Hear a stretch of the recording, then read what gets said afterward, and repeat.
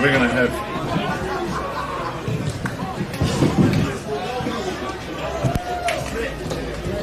good boy.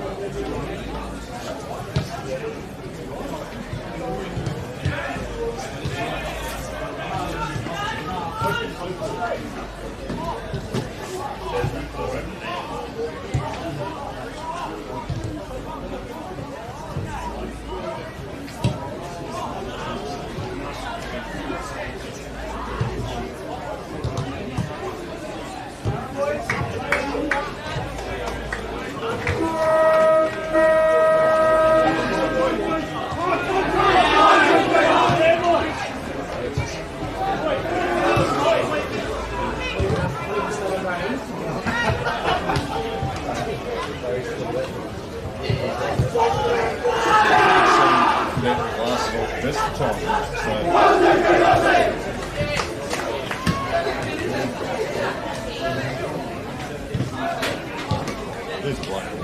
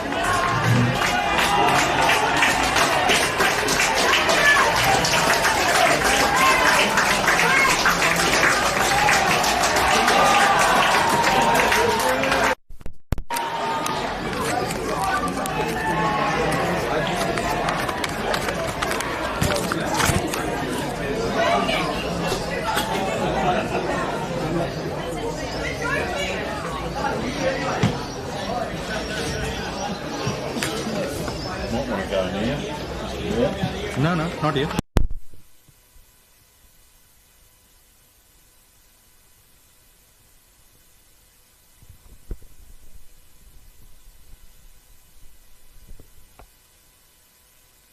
When you're live, there's a lot of time yet, but you want to catch both of these.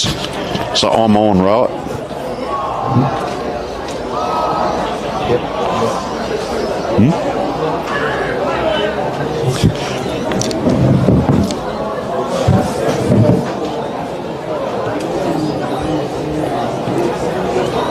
Welcome along, folks. This is Intercol footy at its best. We've decided to go to air a little bit earlier to bring you all the excitement of the huge evening it's going to be down here. Rostrevor versus Sacred Heart. And we can see on camera as we speak the Rostrevor boys just lining up, waiting for the senior 18 to come out. I can give you the score from the reserves. The reserves was 3 goals, 7-25 to Rostrevor, and Sacred Heart 17 goals, 106. So very accurate scoring as we speak. So both teams are actually lined up. We've got Sacred Heart down there using the Norwood home race, as you can see, and to our left we've got Sacred Heart down here just waiting for everything to start. So we will just give you some vision for the moment, and once the teams are out warming up we'll come back with more details on the evening.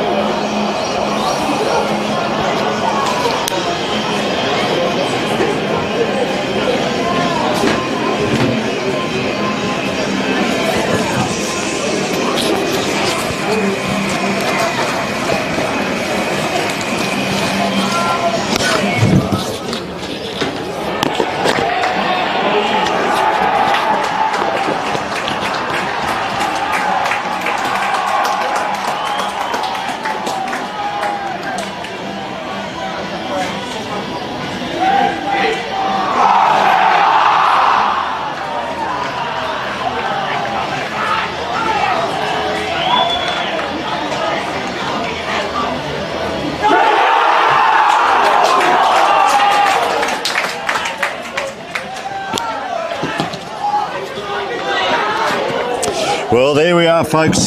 So exciting for both of these teams. That noise down here at Norwood Oval reverberates around the whole oval. We are in for a night of football. Joining me in commentary, we've got some special guests tonight coming in, hopefully a couple of players. We may also have a special guest during the third quarter. My name is Tony Neal, and this is the Sports Association for Adelaide Schools, better known as SAS, the Intercol game, Rostrevor versus Sacred Heart, Norwood Oval. The coaches for Rostrevor are Scott Uppington, and for Sacred Heart are John Simons. I can tell you, I went down to both rooms pre-game, and the noise, the excitement, you can hear it, you can see it, and you can feel it.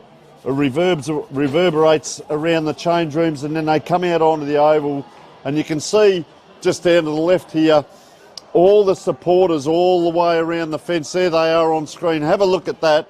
Wait for this if Sacred Heart are kicking to the left of screen. We don't know which way they're kicking yet, of course. And then, of course, at the other end, all the Rostrevor people are now going up into the old grandstand there to the right of screen. There they all go. Absolutely chock-a-block. There's all the students. Just magnificent that they can come down for this evening. And then, of course, those of you who know Norwood Oval, the whole grandstand on this side of the ground is pretty much chock-a-block. There are parents, supporters, carers, friends, students. I think the whole school is here from both sides, so this is sensational. Just recapping our second 18 game, Rostrevor 3-7-25, defeated by Sacred Heart 17-4, 106. It is exciting, the chant is on, both teams warming up. We've covered these games the last 3 or 4 years, and it is super exciting for all involved.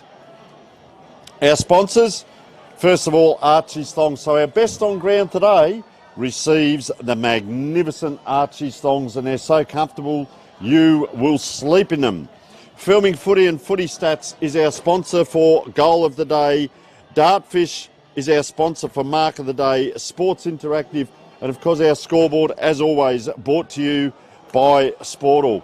A quick reminder, Filming Footy Stats, we have over 700 coaches Australia-wide using these footy stats. You can get over 1,500 events statted by our magnificent statisticians.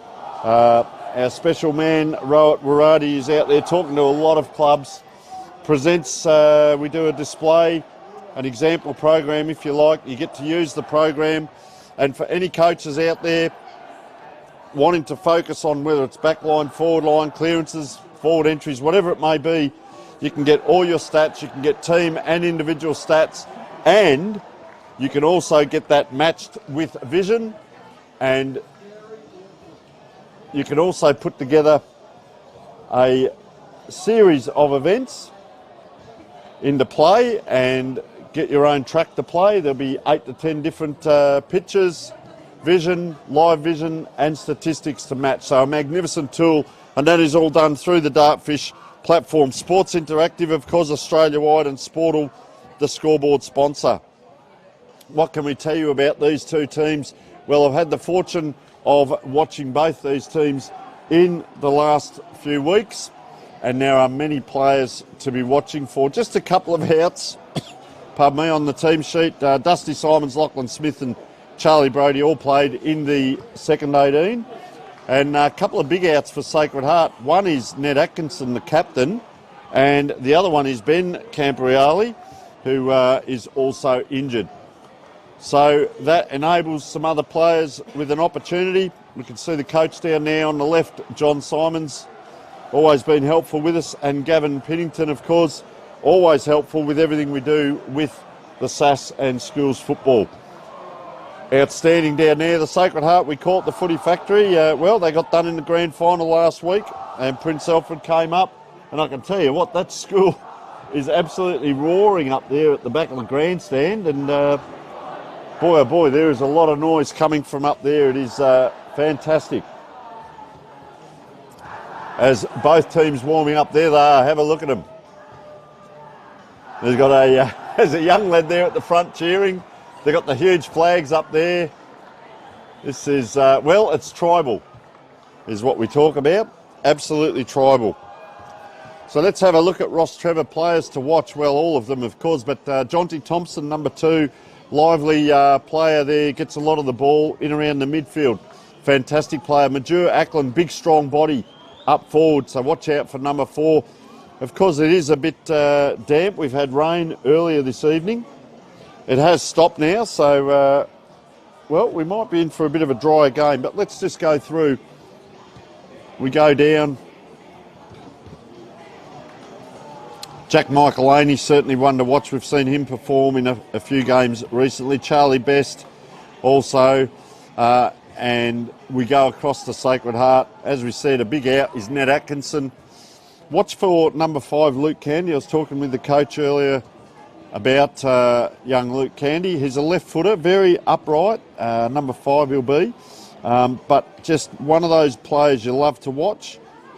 He keeps the ball in hand and very rarely wastes a possession, and just an exquisite left foot kick. You might hear me just here and there about using a left-footed football, but just a magnificent kick of the ball, as we can see in the warm-up there as Gus Downs just getting used to the ground down here. Harrison Ram, number 6 in the ruck, was sorely missed in the grand final, but he's back in this week. Brody Bretone's probably second, third in line. He's probably going to be more key positional player, whether he can be down back or up forward, so a real swingman. Daniel Stewart gets an opportunity tonight, I believe, year 12, so the last game for a lot of these players. Jet Reed's a real, well, he is a Jet down back. Watch out for number 15 in the back line. We go through. Tom Dermody, spoke about him probably 2 or 3 games ago, popped up and kicked 3 goals. Lucas Camporelli, all the talk, of course, with the draft and so on going on, but let's just let these players play their own games for their schools tonight, and he's an outstanding player. We can go through Harry Hosking, of course, in there as well. Mason Hall comes into the team tonight, number 57. So opportunities abound as the umpires coming into the middle of the ground. Just a bit of background on Sacred Heart. Harper Ryan, of course, is the brother of Cody, playing at West Adelaide. Harrison Ram is in the ruck. Caleb Tregenza, of course, the son of Simon, the former Crow and Port Adelaide Sample player. Harvey Radis is the son of Michael, a fantastic family from the southeast. The name synonymous with, of course, the Glenelg Football Club. I believe Michael may have been the one that went on to play at Richmond as well, and there was another one that played with Sturt. And Harry Hosking is the son of Troy Hosking, who I had the pleasure of coaching down at Glenelg, and Troy was an outstanding player, so we'll keep an eye on young Harry. And Will Rooney, well, it continues. He is a cousin, first cousin of the Camporeales. So both teams smattered with, well, various different players with backgrounds, but they all come together tonight. And let's just keep an eye on proceedings. I do notice the umpires are warming up. I did hear the ground staff talking about the centre of the ground. There's a big, it's not quite dust at the moment, and it's not quite mud, but it could turn into mud. So the centre circle has no grass on it. And so what will happen, they may well use the second circle. We'll have to keep an eye on that, because if they do, that will mean one side of the play is closer to the far wing, really, it'll be. Just looking at the umpires here as they're practising. So both teams coming together. We'll keep an eye on proceedings here and be back with you in a moment. We can tell you ground conditions are firm at the moment, but could turn soft. There's a little bit of slipperiness, mud patch in the centre. The wind is nil. It says 7 kilometres. Current temperature 13 degrees. Yes, that's right, folks, in Adelaide. Expected temperature 11, but I'll tell you what, it'll be hot in the kitchen. All right, let's go down to the proceedings and enjoy the pre-game between Rostrevor and Sacred Heart.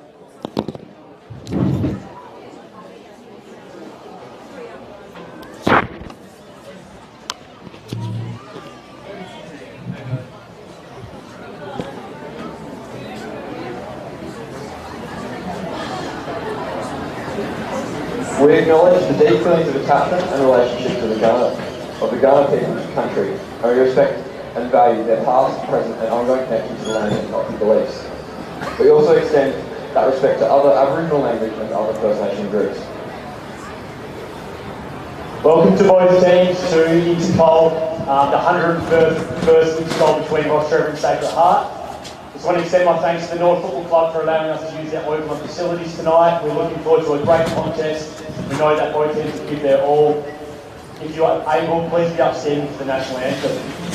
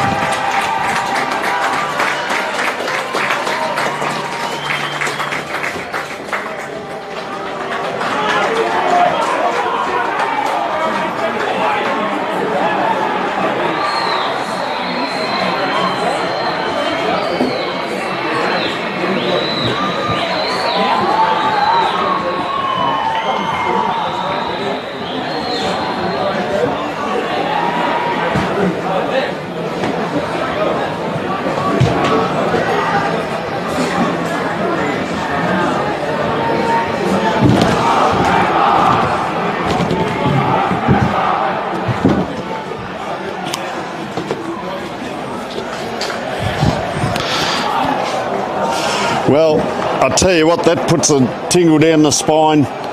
The national anthem, both schools, well spoken by that young man. And have a look at the crowd now coming down to the players on the right there as the, boy oh boy, the teams go down to the fence here. And they have swarmed down around the Rostrevor players. Fantastic vision, fantastic to see. Gee, they're just about going to come through that gate any minute now. And have a look at them down the back there, streaming down the stairs. The game hasn't even started. And I'm sure we'll see Sacred Heart. I know they traditionally go to their fans as well. It's very moving for these players to be involved in this, for us as spectators to come along, for the parents and carers and supporters, and just to witness this. Have a listen to that. Every year it just gets better and better. This atmosphere is really starting to build down here. I guess it will come down to that first 10 minutes and we go across now to Sacred Heart. They too will go down to their fans, and this is just amazing to see. They're all in around it. A couple of injured players are down there as well. And just have a listen to this roar when they decide to really let go here, Sacred Heart.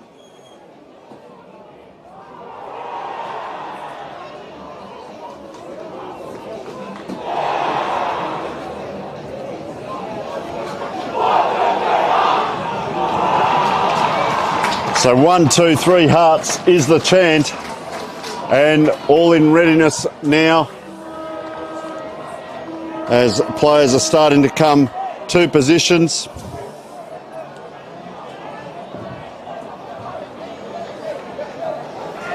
I believe we're getting a couple of special guests coming up to assist.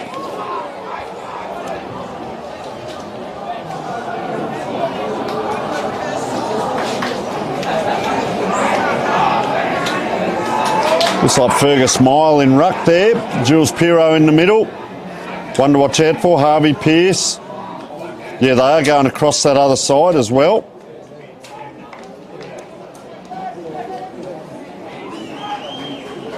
That looks like Harrison Ram in ruck.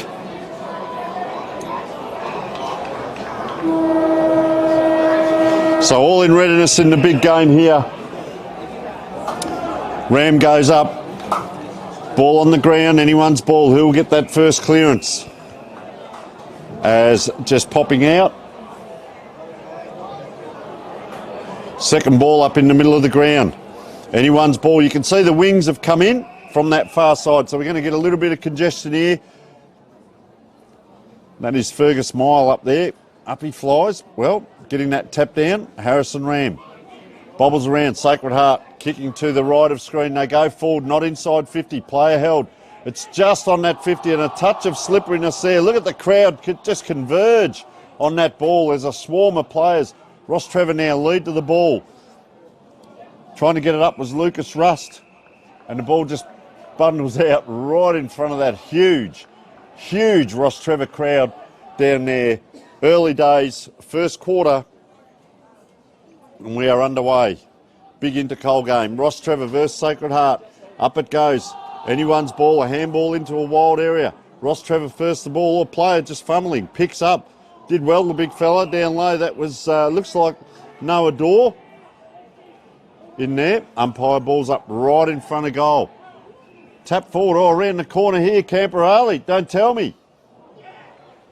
Has he? It is just hit the post. Big yelp came, and that was Lucas Camperali with ball in hand. As the kick comes in.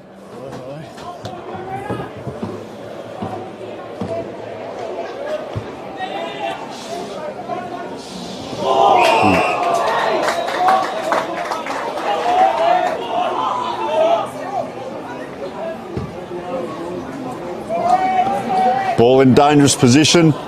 Bobbling around Sacred Heart now. Don't tell me around the corner. And don't tell me is correct. Just offline. And, well, it's an absolute pleasure to be joined by Ben Camporeale. Thanks for having me. Very well attired here, mate. I'm just trying to get that microphone onto your tie. There we go. Thank you very much. And, mate, absolutely sensational. It's been a joy to call your games this year and watch you playing. There's just a little bit of fire and brimstone in the boys. What was the build-up like down there in the rooms, Ben? Yeah, obviously it's a big game. Obviously you circle in the calendar, but the boys are pretty calm. Obviously we've had a pretty decent season, so just coming out firing from last week.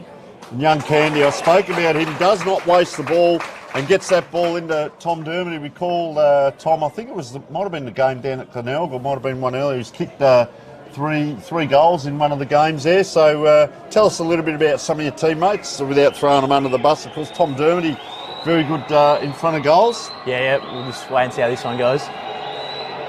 Welcome to commentating, mate. There's the curse. Yeah, TD, he's a good mate of mine. Played at Glenelg, out at North Adelaide now, so he's loving it out there. Little crafty forward, pretty clean with it, so he goes well. So that was Ned McCarthy, really the captain there, really one to watch here as well as the ball comes in. First foray forward by Rostrevor here. Anyone's ball on the ground, it's pretty willing out there. Good work by Sacred Heart now, 1-2, the brother, and she's on in the pocket here as well. But we'll, well, you watch the fight and I'll watch the footy. Yeah. As far wing now, Sacred Heart, and well, the brother's doing well out there, mate. Lucas, he's getting a few touches as well. Yeah, he's in good form. Obviously, he's coming out here, no Nako, no me, so had to step up in the captain position. So, look forward to watching him.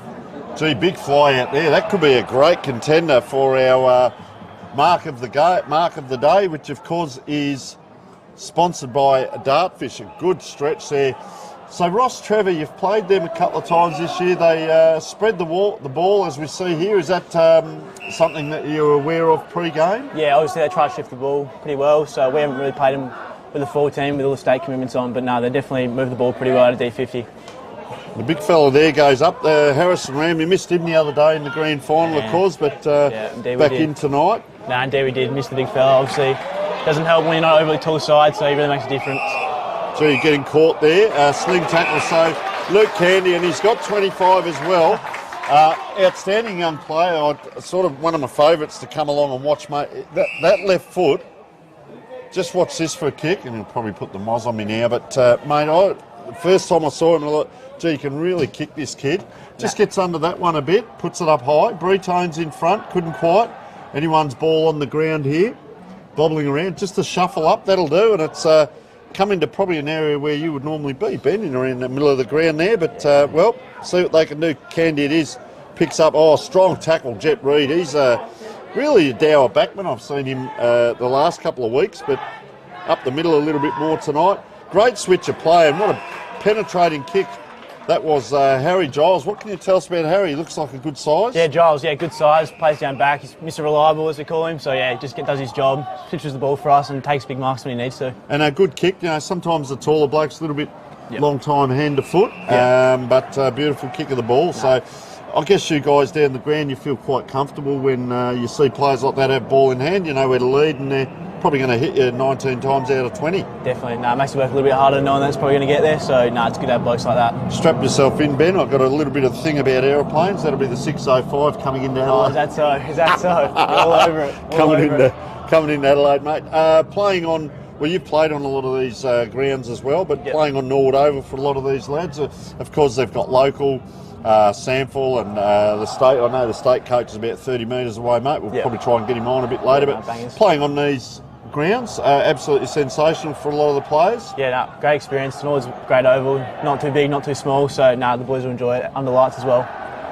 So, ball just going into that forward line there and punch through. And, mate, the crowd gets behind. Did you play the Intercols last year? I played year 10 and the other 11, so they were good. It's always good fun. I always bring up the Rossi boys, obviously all boys, so they get around it. Yeah, so fantastic. And a couple of names, of course, the last few years, the Will McCade, the Bodie Ryan, Jacob Ryan, I had a fair bit to do with, over the time and these players, and I probably reckon a few of them will tune in. I saw young Jacob down at the game at Glenelg a couple of weeks ago. He's at Collingwood and comes back and he'd rather go to the school's game, So your heritage through these games, mate, 101st Intercol this year. What does it mean to the players? How much is spoken about leading into it and so on? It's coming up through the roster. Yeah, obviously really big culture. Obviously, you're not the only ones that are playing it. There's people before you come out and watch. It's just sort of that rivalry that's obviously been around for a while, but everyone wants to win, and obviously we've had a pretty strong team in the past few years, so it's definitely a fair bit behind it. You just try not to dwell on it too much, but just go there and do what you can. Well, I remember last year down at Glenelg, they had the trumpets, the whole band was out. A couple of years ago, a player who I bumped in today plays here at Norwood now, Luke Sermon, who was at the Hawks and came back here to Norwood. He played a couple of years ago, and that was the first time I'd experienced it down at Sacred Hearts Oval, mate. And there's literally would have been thousands at that picturesque oval. It was a big game. It always was, and sort of died off in the past couple of years, but it's definitely one to come and watch. All right, well, let's get into this game, mate. It's a pleasure that you're down here. What's your injury at the moment? Hammy. Sort of second quarter in that grand final, sort of tweaked it a bit. So just sort of see how bad it is. But just wait and see. It's not looking great. But couple of weeks out. Glenelg still going at the moment. Yeah, we finished top, so finals. So hopefully it's not too bad. But we've just got to wait and see. So plenty of foam rolling, ice, heat, all the stuff you've got to do, stretching. Just wait and see. Oh, well, good luck with everything, mate, because we know you've got a big future ahead, but we won't touch on that too much. We'll probably touch on that with bangers rather than embarrass you about asking too many things. But we do know your father, Scott, mate.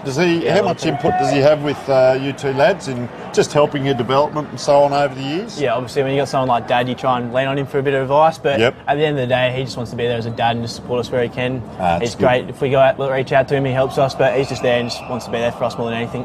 No, that's very well answered, Ben. So, year 12, mate. What do you study? What do you think you'll do next year if you decide to do university or follow a career? What's your interest? I'm doing a bit of PE, math, business, and English, so a bit of a wide variety. Bit of everything. Keeping the options open, but just trying to get a score as high as I can. Something to do with sport or business. For me, so just wait and see. Very important, your education. You never know what's around the corner, and you've always got your education to fall back on. So how are you going studying for your exams, mate? You're doing all right? Nah, not too bad. I've only got one. My math teacher's sitting down there, so it's not too bad. Very good. All right, let's get back to this game here. It's just a battle really between the 50s. Oh, big collision there.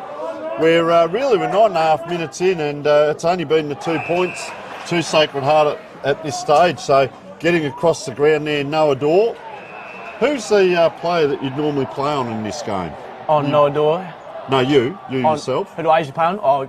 Midfield or my best mate, midfielder. So Jacob Newton, who's obviously not playing today, one of my good mates. We usually go out in the midfield, but had a couple of other boys who roll through there. Mark Laney and Jules, I'm pretty close with through Sample. So a couple of those boys. All right, we'll keep an eye on these players. A very congested forward line. I often say, is it the press or is it the flood? But it comes in. They're all up. Last line defence, and good to see Gus Downs just dropping back into the back line, that 30 metres. He probably needs to pop back into that pack, into the goal square now, as over the ball there. That's Adrian Bruno. See, the big fella does well below the knees. That's good to see. No, he does. No, moves well. Outside 50, there's Michael Aney, as we call.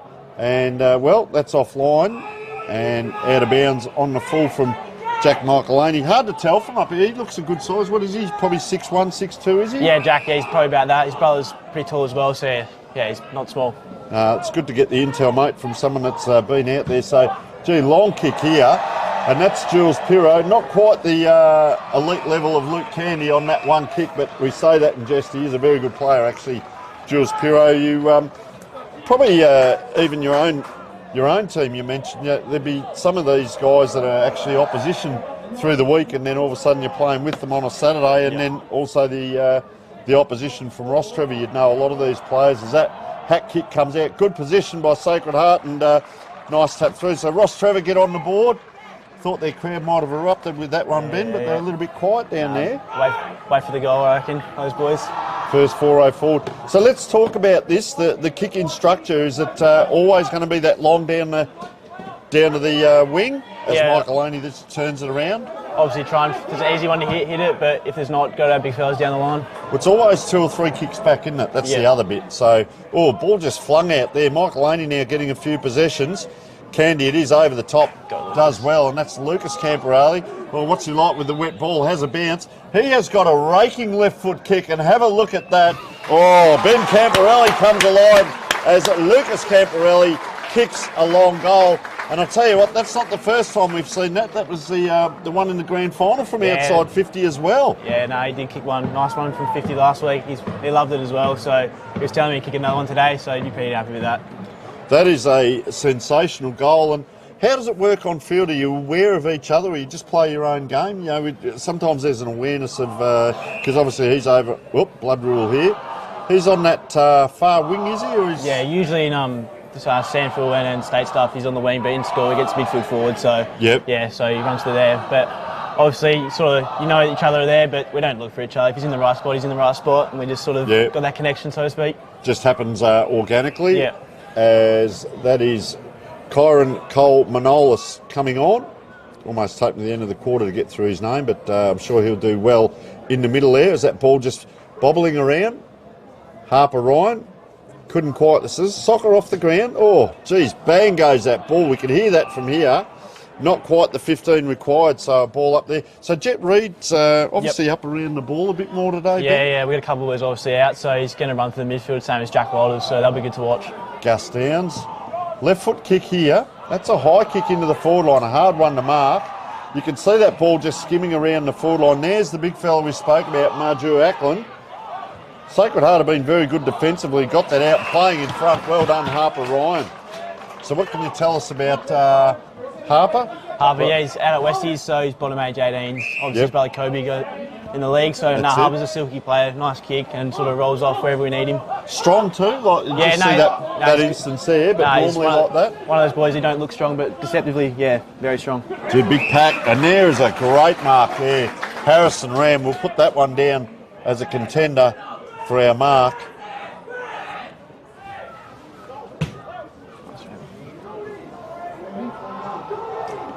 Big pack forms, off hands. A lot of numbers around that ball. Ball comes out now. Oh, couldn't quite take it. That was Gould. Forward Rostrevor this time into that true centre forward position. There's no one behind this ball. Sacred Heart, they get back. And this is Giles, it was, getting that ball forward. Not very far though. Big strong tackle, that player Harper Ryan we just spoke about. This way, that way. Kristen Gould, couldn't quite. And a ball up. So the structure's on ball up. So are we supposed to go to the boundary? Do we go inside? Because we can see where Ram's setting up here. Yeah, obviously it just depends how close it is to the boundary, but try and mark it through the corridor as much as we can and just sort of where the space is. And I notice, just watch this bit of play here, getting after it. Boundary is the call, but they've kept it in here, Rostrevor, and inside out kick. Numbers come, but that ball is a hard ball to get. Oh, is that driven into the ground? A little bit of fun and games here. Did well to get up. That was Thomas Mackay. Mackay? McKay. Tom Mackay. McKay. Yep. Good. I don't have to be corrected on that one. Nah, you're good. And free kick here. So 45 out, slight angle, a bit of anxiousness on the bench here. Just a couple of players trying to get on. That is why. Not the coach, just the players trying to get on. So Jonty Thompson, we've seen a lot of him in recent times. He is that real opportunist forward line player, just a real role player. So he runs out to the left and then around to the right, and that's where that kick goes. It's going to hit the post. It does. And, well, one of the best points scored on Norwood Oval, one might suggest by the sound of the opposition crowd there, Ben. Yep. Always a bit of fun going on. Yeah, always a bit of fun behind the goals. So, bit of a scrubber kick. We call that one a set play, wouldn't we? Yeah, exactly surely? right. Meant to do that. So Michael Laney getting plenty of it, shares it across now into space. They come out the fat side, but that's an 80-metre kick, 40 up, 40 down. Thompson couldn't. Out comes that handball, didn't quite, but he goes in. That's a great second effort by Gus Downs. I really like, you know, if you've got a little blemish or if you miss a target, go back and give a second effort. Is that something that's really pushed on the players as well? Yeah, definitely. Obviously, you can't change what's happened, so it's just getting the next one, really. So it's good by Downsy. It's a little ball out here in the back line, this way, that way. Gee, look for a player, couldn't quite. He had three players to work his way through. That's all right, though. It's going to come outside 50. Ben Camporelli next to me taking the big breaths in anticipation of what may happen here.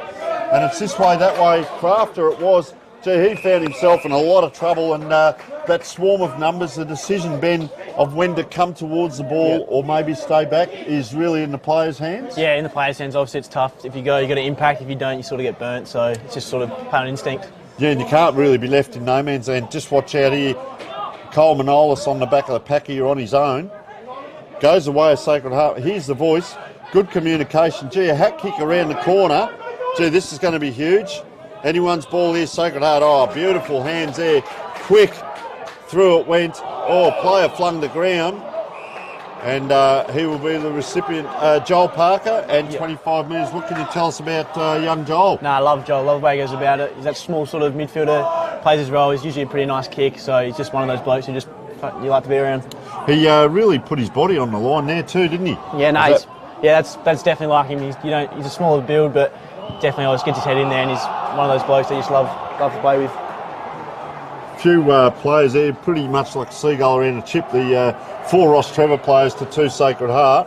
But it's a ball up here, so an advantage here if Sacred Heart can get it. Rostrevor really close to the line there. Good play in front. Gee, was that held on to?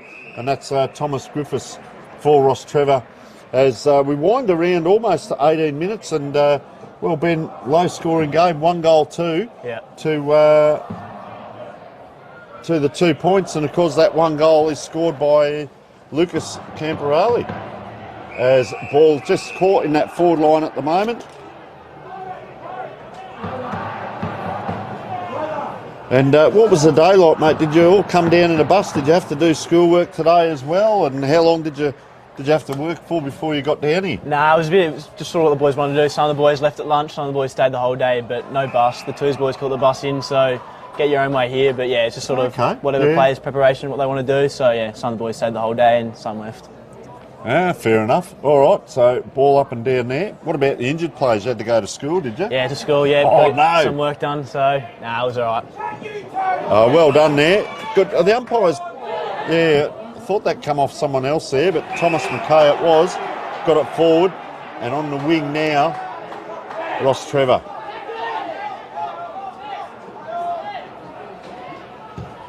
Looks like McCarthy. Long kick down the line. The players go up. Anyone's ball. Who can win it on the ground? Sacred Heart after this ball, tracking it towards the boundary line. That's where it ends up. And the players come down. Just a quick question. See Jonty Thompson on his own just back here at centre forward.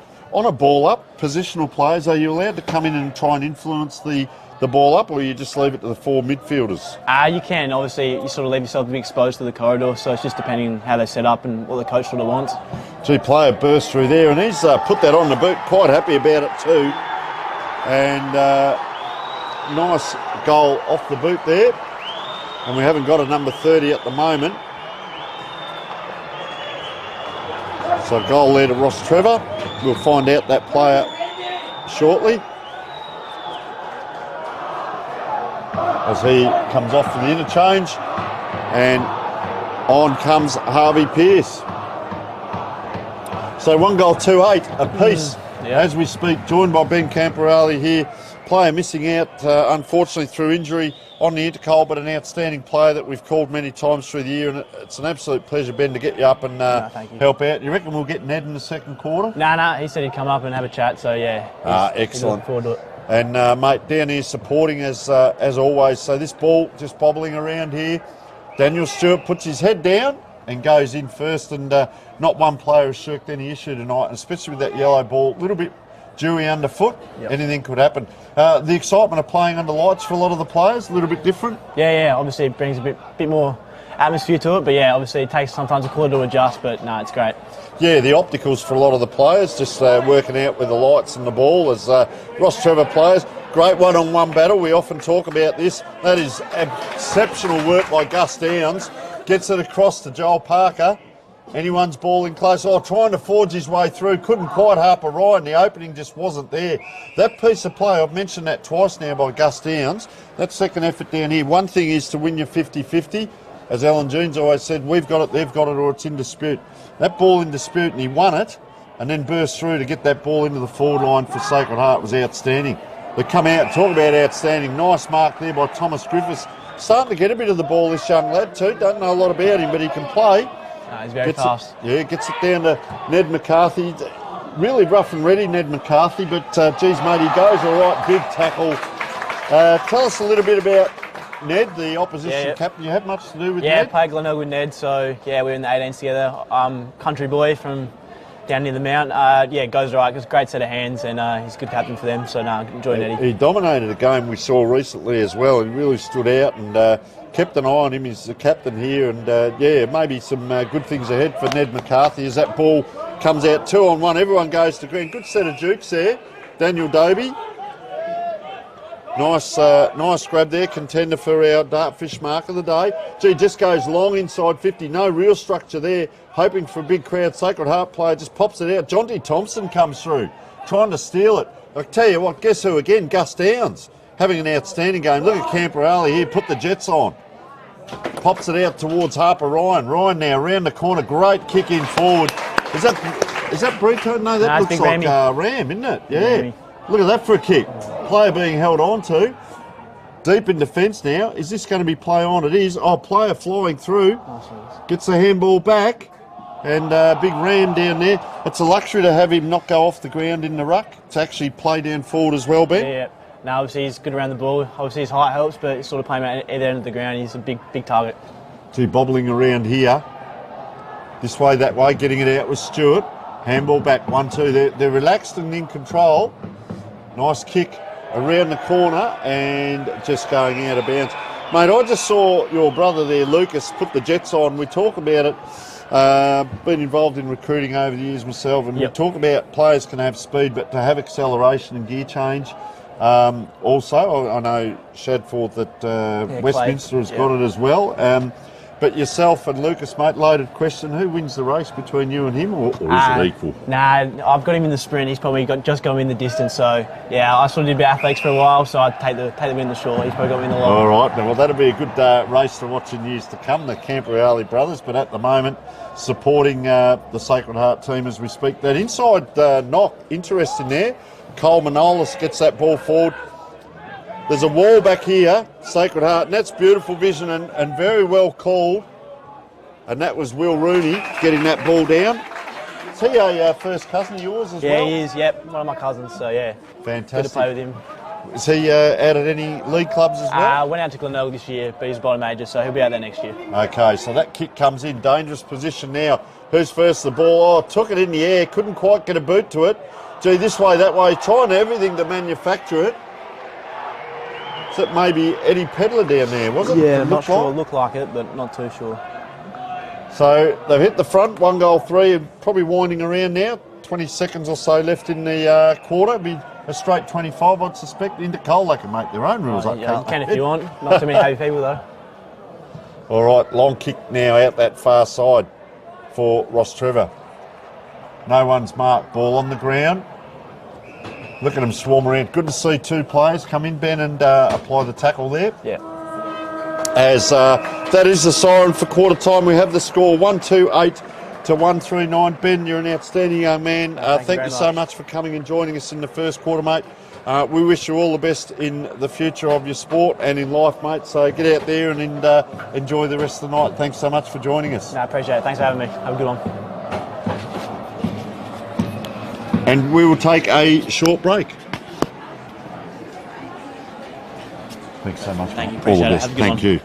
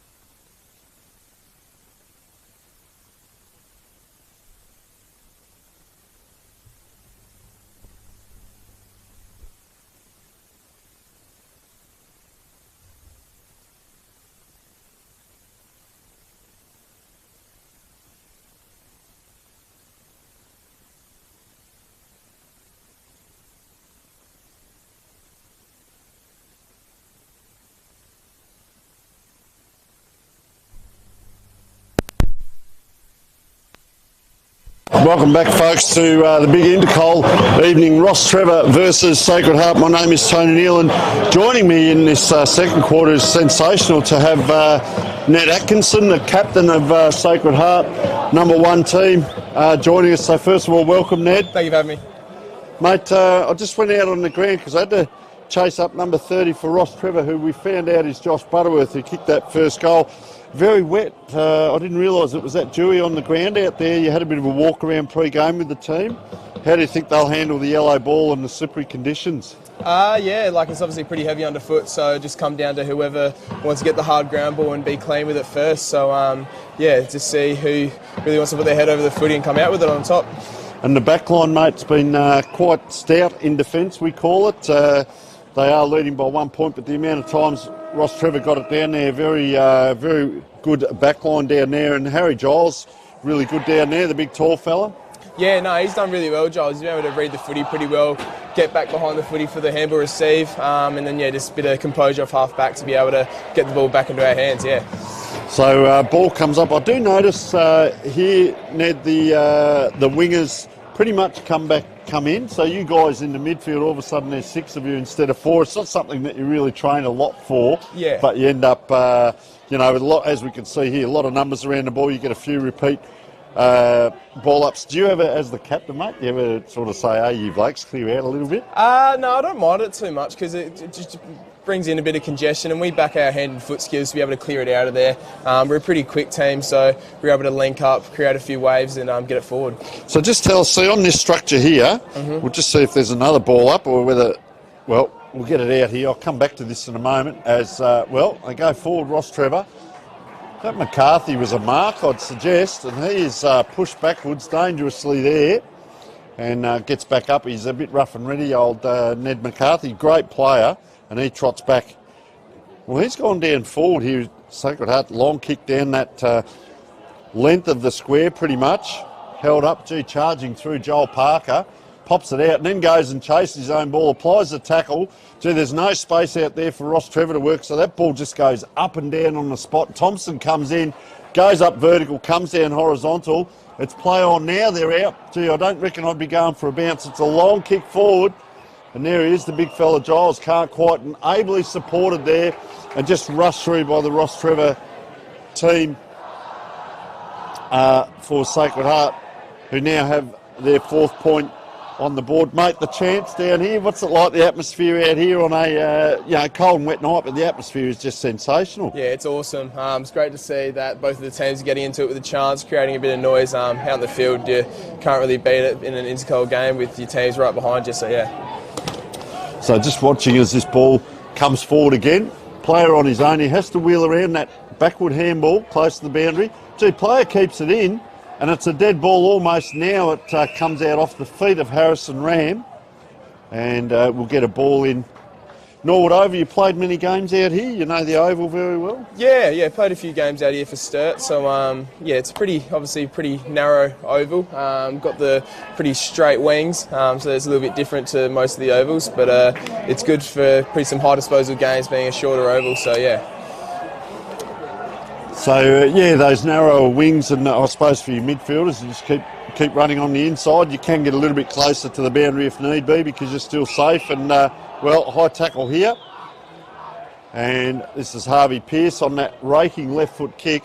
Straight through the Dukes. What we used to say at training: if they're too hard, let them go. To our teammates, McCarthy around the corner. Giles again.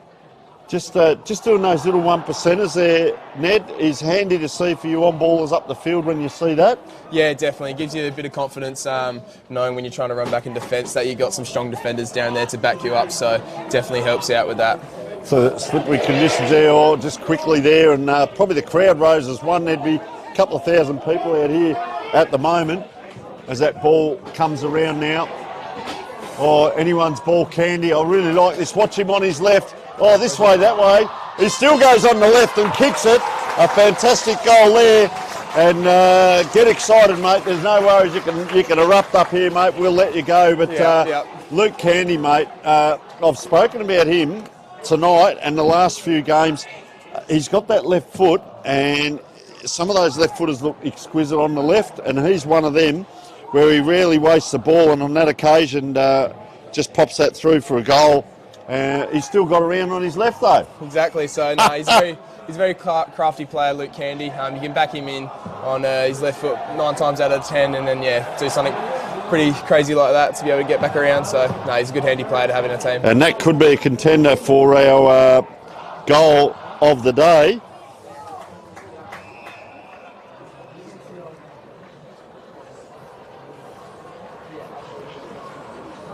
Interestingly, he is playing up forward, so he comes. Does he play predominantly forward, or he gets into the midfield a little bit as well? I've only known him to play off half back, so I think with a few of the outs this week, they have to shift a couple of magnets around and maybe even cause us a little bit of confusion for the opposition coach. So no, it's good to see him be able to turn it around. He's got that versatility to be able to do it, obviously. So yeah, it's good to see him up there. A big gap between where the ball is now, and really there's only that one forward here who pops it out on the left. But tell you what, he picks out perfectly a Rostrevor player. So a turnover here. Thomas McKay. It's the battle of, might have been Charlie Betts, the battle of the left footers out here at the moment. Now they go in. There's 3 left-footed kicks in a row. And that was Joel Parker. Is he actually a right-footer, Joel Parker? Joel Parker, he's very good on both, but I think he's predominantly on the right foot. But yeah, you can trust him on his left. Great kick in, and well, welcome to commentating, mate. Eddie Pedler. Tell us what you reckon from here. Yeah, Eddie Pedler, back him in 9 times out of 10. Very handy kick.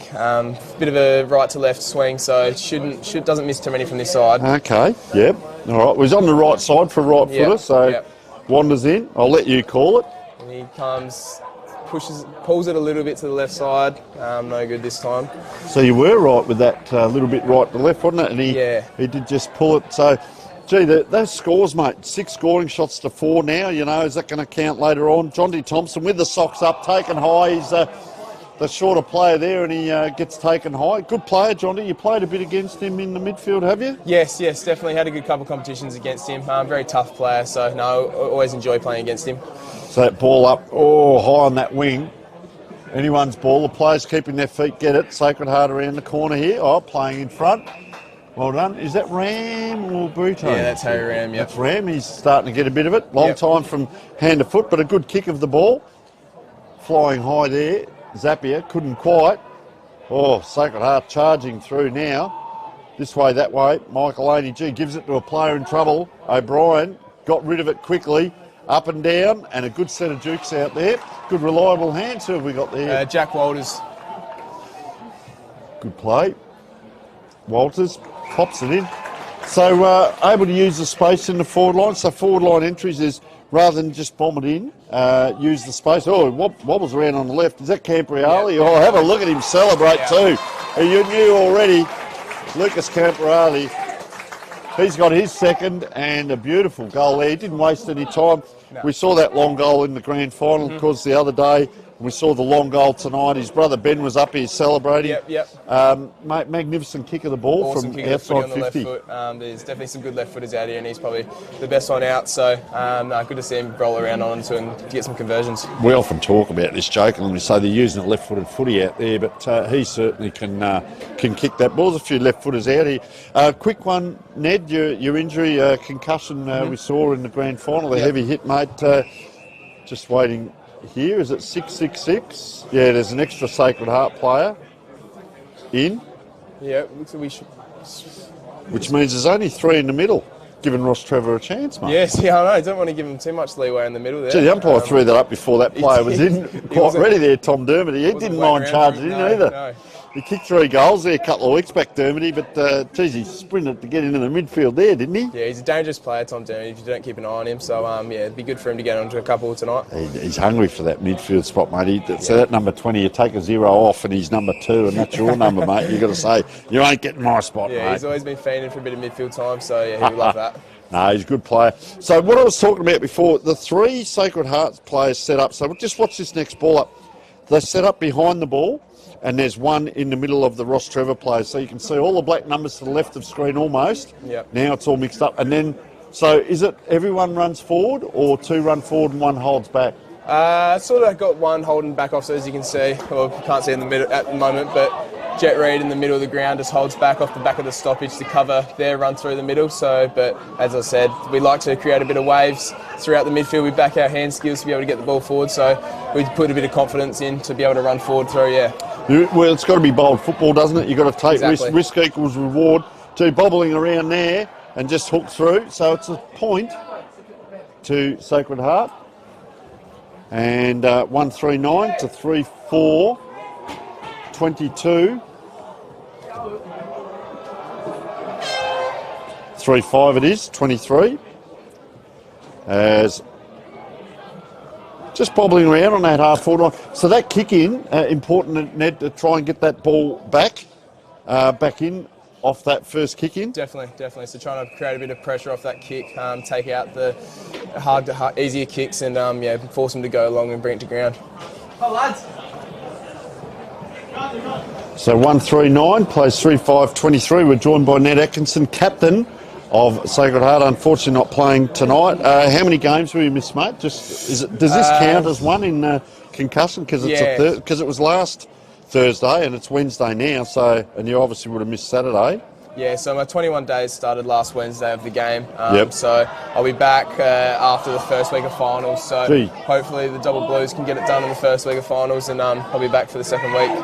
So squirting out there was Will Rooney, and just tried that little bit of a check side. Being a powerful kick, it just did wind out there. So 3-6 it is on the scoreboard. So we wish you all the best, mate. No repercussions. You sound quite alert at the moment. Yeah. You're making more sense than me, mate. So that's not always a good gauge, but it's a start. Yeah, no, I got pretty lucky. So happy that I'm able to not have too much time on the sidelines. Good grab there. Inside, outside now. Down that wing. Races on. Here they go. Off to the races. Anyone's ball, diving on that. Sacred Heart player. He's got to get that out. He's going to be in trouble. Umpire looking, and he says you are holding the ball. Gee, not much you can do there. It's Johnny Thompson with the socks up. A look at a migrating wildebeest. They've all gone forward saying, I'm going to kick the goal of the game, but he's going to have to pop it up in the air, and there's a huge crowd there. I'll tell you who is there, McCarthy, off the back of the pack. Oh, player sold it before he got it, and big tackle comes in. Sacred Heart once again. They're in defence. They're almost playing into your hands there, Ned, by kicking that ball up high. Yeah, we back our tall defenders in to be able to make a contest. We want them to, if not mark it, to bring it to ground. So, and like I said, we've got our wave runners to be able to get in the front of the contest and get the ball moving back our way again. Hard player there in Jack Michaelini to get the ball off. He's a very talented player. Mate, tell us about Sturt. You're in the finals by the looks of things. Yep. So, we've had a pretty successful year with college and without college players. So we've obviously been back up enough games to be able to lock in third spot last week. So, it's been a good run this year, and hopefully can take it all the way. All right, so Sacred Heart here. Bobbling forward and turn over. So third on the ladder. Have you got any Sturt teammates playing out here tonight? Got Jules Piero playing for Rostrevor. So the opposition team. Yes, the opposition team. Interesting. I think that's the only one out here tonight. But Gee, Camporelli kept the hands clear there, kept the ball alive coming through. Gus Down's been very impressed with him. Harper Ryan gets it across. Gee, in tight, and that is very good use of the ball by Sacred Heart. Look at this for a wrestle. Candy it is. He'll get on his left if he can. Can they pop it over? Well, running through here. Gee, player runs into an open goal. What's this for a celebration? And that is Tom Dermody. We know he can kick goals. He's done it before. And I'll tell you what, they're opening out this third quarter. They've kicked 3 goals, 3 for the quarter there, and a nice goal to Dermody running through. But good team play. We spoke about Candy on the inside there. Didn't get it. Went outside, but 2 or 3 players. Yep. But how important is that possession? You miss by a metre with a handball, it's a turnover. Exactly. You hit a target, and there's a reward at the end of it. Exactly, and that's what I'm trying to say. We back our hands to be able to get on the back of that, and like I said, got to watch out for Tom Dermody because he'll get on the end of those ones. So here we have the 3 players, as I said, to the right almost of the screen here. Let's see if they run forward. It's pretty much anyone's ball. Gee, Gus Downs again. I've called him a lot tonight, but equally as good as McCarthy going back. Just plods after it, but he had enough to get after it. Rostrevor in a bit of trouble here. Whoop, player's gone down in back play. Quick flick out, and that's Michaelini now. Comes out with it. The cream rises to the top. Thompson now. Can't keep his feet. Anyone's ball on the wing. There's green boots, there's yellow boots, white boots and black boots. I can't keep up. Player charging through there. Jack Walters took the player out. It comes across the player. just chipping that ball forward for Rostrevor, but his teammate had to stand and wait. Sacred Heart player being held. Ooh. Has he paid that throw by the looks of it? It's a bit unlucky. That was very unlucky. Don't say it about the umpires, Yeah, mate. no, You can no, say it just about unlucky the. for Tom McKay, yep. You can say it about the call though. Yeah. So yeah, very unlucky. And this is the player we spoke about pre-game, Majur Ackland. Big, strong-bodied player. This young player. I've seen him a couple of times this year, and he can turn it on. He's a bit like Stringer. He can do for 5 or 10 minutes. He can turn it on and turn a game. Yeah. No, it This caused a might couple just of get him headaches. going. Yeah, sorry, go on. Caused a couple of headaches for us when we versed him earlier in the year. So Comes in, big strong body, and he's just shaved that across the post and through for a point. So a bit of a let off there on a forward entry for Sacred Heart. As we say, about to get the kick in here with Rostrevor, of course, having that shot. So let off for Sacred Heart there as they come out wide. We spoke about this. So it is that long kick out of full back and get numbers around the ball. yeah. And Bretone's a good target there. See him a couple of times he'll play in the ruck, so he might be that pinch hitter here. I'm just trying to see whether Ram has gone off the ground or... So he's a kick forward, isn't he, Ram? He's almost centre forward on the wing there. Yep. So interesting ploy here by Coach John Simons. And here it comes towards Ram now. A little bit of a nudge out. Umpires let that go. And they try and come across the ground. Rostrevor pretty much telegraphed it. Now it's into the middle of the ground where some of your best work's been done, Ned. Trust me. And it's been a pleasure to call your games this year as out of it comes Lucas Camperali on his wrong side, which is good to see two-sided. And there is the wall set up. They go out to that pocket again, flying high. Big punch there, and that was Balin O'Brien. But it's come around again, so it's that second set-up. Oh, and just having to stand and dive there. Christian Gould comes out wide. Thompson now getting a few possessions. Not dangerous that far down the ground, but he's given it quickly across to Thomas Griffiths. Gee, he charges inside and he charges on for the handball. There he is now, 1, 2, 3, and he gets it back, but he gets himself into a little bit of trouble. I'll tell you what, that's a fair effort by the young man. No one down there knew what he could do. And player under a bit of strife there, Butterworth pops it up. Here's an opportunity for Rostrevor trying to charge through. Big tackle thrown to ground. Anyone's ball around the corner, Butterworth. And it's through for a point. And I'll tell you what, that was exciting play there. That was. Ned, when they got that ball and got running, and we saw Thomas Griffiths just really took off, didn't he, like a jet? Yep. Third play. No, he's a very quick player, so I've got to watch out for him getting into them. So out now. So you're in the midfield, let's say, when that happens. Let's say you've been at centre half back. What's your movement from here? When that ball's on the outside, are you coming through the middle of the ground, or are you actually trying to get across and help out again? So we move the ball pretty quickly, so probably won't be able to get there in time to get to the contest. So try and get in front of it and get on the end of it. Third play, very good answer, mate. You've done well there. I'll give you an A+ for that. But that's what it is. You can't get to every contest. No, but where's it going to get to next? So you see the player in the middle of the ground right now. That's where you want to be set up. Yeah, So. and they've bombed it in, and that's not working. So Harvey Pearce. So they've done this a lot, Rostrevor. They are switching the ground. So if you're a midfielder and you're over the other side, you've got to come across now very quickly for Sacred Heart. Yep. Jet Reed. Really liked him down back this year. Pops it in. Gives it to Daniel Stewart. Long way out. So they keep going for that one pocket. And this player, Balin O'Brien's picked that off 2 or 3 times now. Oh, he comes in over the top. Held in. And we'll get another ball up. Mate, an outstanding footballer in your own right. We've seen a lot of you this year. Thank you. How much does Dad help out? I noticed him sitting down to the left there. And obviously coming supporting and watching. But how's he go as a supporter? Just watch this kick come in. Big celebration. Nearly. Not quite. With support, mate, he comes to all your games and helps out. Definitely. So he's always there supporting a game. He won't miss a game. He'll push everything out of the way to make it happen. He'll do that for all my siblings, so he would never want to miss a game. Same with Mum. She'll always want to be there as well. So I've got a very supportive group around me with my family and grandparents, so I'm very thankful for that. So ball comes in again this time. Anyone's ball on the ground, up and down. Gee, look at them stop. They all put the skates on. It's amazing what happens when the big sticks are pretty close. Everyone will give that extra 5% to try and get a go at it. And they're lucky here to clear Rostrevor.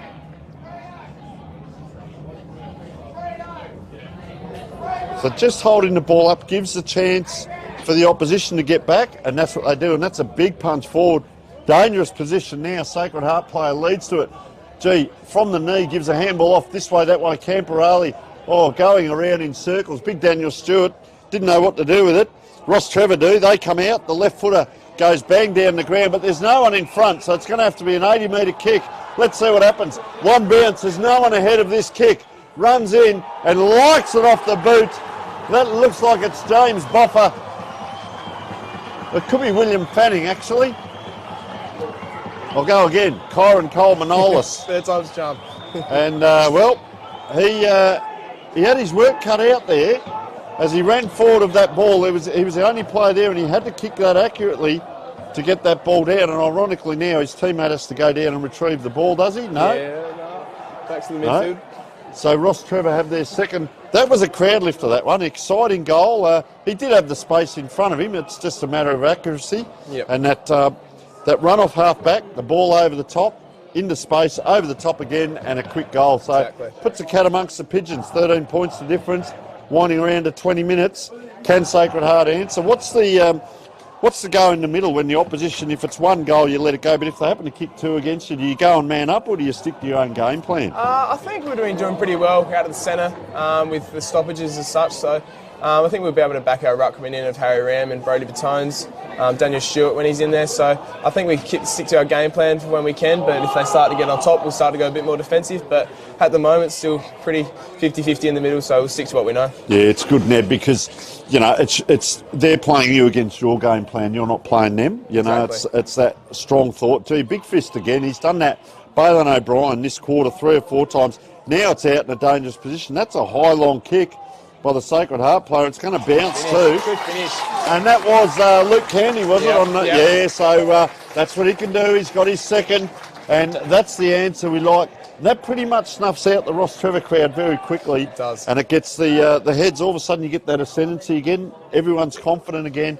And away we go. Look at that big crowd down there, mate. Not too many doing their studies tonight, are they? Tell us a bit about Ned Atkinson, the student, mate. What are you studying? Year 12, obviously. Year 12, yeah. So I like my health subjects. I'm doing health and PE this year and health and wellbeing. So, and I don't mind a bit of business. So put that in there as well, while also doing a Cert 3 in fitness as a vet course. So keeps me very busy with my footy and that stuff. So just trying to find a balance and keep up the grades as much as I can with the football. So. Nah, fantastic, mate. And post-school, you're going to have a look at uni or pretty much get into the fitness industry? Yeah, we'll look to probably do something in the fitness and health industry. So not sure exactly what yet. Maybe like human movement or something. So not sure. Haven't pinpointed anything yet. So just see how well I can finish off this year and give myself as many options. What do you like at maths, mate? Are you okay with maths? I'm okay at the simple stuff and just the general stuff, but as soon as it starts coming with letters, I struggle a bit. Well, just watch Sacred Heart here going forward here. Good battle, one-on-one. Anyone's ball, Rostrevor under pressure. Just a hack kick out. It's going to bounce. Jet Reid in position. He is collided with. He went down very quickly there, and Kristen Gould has just run on. And, well, there might be a receipt out there for young Kristen Gould if he's not careful, but that was a big hit. Mate, that was a loaded question with the mathematics, and I love the career path you're going down. I've been accredited since 1988, mate, so do your maths. That's a long time ago. But it's a fantastic career, and got into performance consulting, blah, blah, blah. Yeah, awesome. It's not about me, it's about you, mate, and there's a great career out there when you're helping other people as well. Definitely. It's a huge interest. So get into your, obviously with the level you play your sport at, you look at your physical fitness, your nutritional fitness, and of course the mental health side. Definitely. Fitness, It's mate. a growing part in that industry, so plenty of jobs opening up and opportunities, so yeah. You'll be able to look after yourself and look after your teammates at the same time, mate. 100%. And play good footy as we're going through here around the corner. Just a hack kick forward, so players elect to stand and watch. Bursting through Will Marshall. Haven't called him much. Out it goes, and big slide into the, almost in the fence there, Thomas Griffiths. And looks like Jet Reid again. Natural position down back. I think he just seems to know his way around, doesn't he? Yeah, he's done really well this year, Jet. He started the year in the 2s and then worked his way up into the 1s, and he's had some really consistent form the last few weeks, so it's been good to see him do well down there and play a few roles that John's given him. So ball comes up and down again. Bobbing around. Of course, Andy Collins went on to play premierships for Hawthorn, state player and everything, and he was pretty much a back pocket at Hawthorn back in the day. So there's certain roles that people there is on the mark. They just know that role so well and play it so well, and you think, gee, I'd like to try him somewhere else, but he's doing so well down there. Exactly. I know tonight he has come into the midfield a bit at times, but mate, and that's that growth there he is now, number 15 jogging, but to come from the second team to come in and to hold his spot and to play good football. Because you get remembered by your teammates for playing well and recognised as, geez, in a world of pain there, Michael Laney couldn't get it out. Well, there's a hat kick forward. Look at McCarthy, gets after it. He's in that forward line. He's going to pick it up. He's going to be outside 50, so you would have seen a bit of him. What do you reckon from outside? I reckon he's going to make it. Yeah, he's definitely got the power in his leg to be able to get the travel. It's just whether he can put it on the inside the goals. So give it every chance he's got. He does too. Oh, and I'll tell you what, just going for that extra meterage. Yeah. And that's not the first smother that we've seen tonight. So 2 or 3. And as a coach, I used to say to the players, 1 shepherd, 1 smother and 1 tackle a quarter, and that'll give us 80 in a game. You know, so the players have got to set those little goals when they're not touching the footy. It's what am I doing? So that winds around to half time. It is 2 goals, 6-18 to Rostrevor, 5-7-37 to Sacred Heart. Ned, we can't thank you enough, mate, for coming up and joining us. We hope you recover very quickly from your concussion. Enjoy the rest of your season and enjoy the rest of your career, mate. You're a credit to yourself, your family, your school and your club. And thank you so much for joining us. Thank you for having me, Tony. Appreciate it. Thank you, thanks so much, Cheers. Ned. All right, folks, we will take a short break. Thanks a lot for that, mate.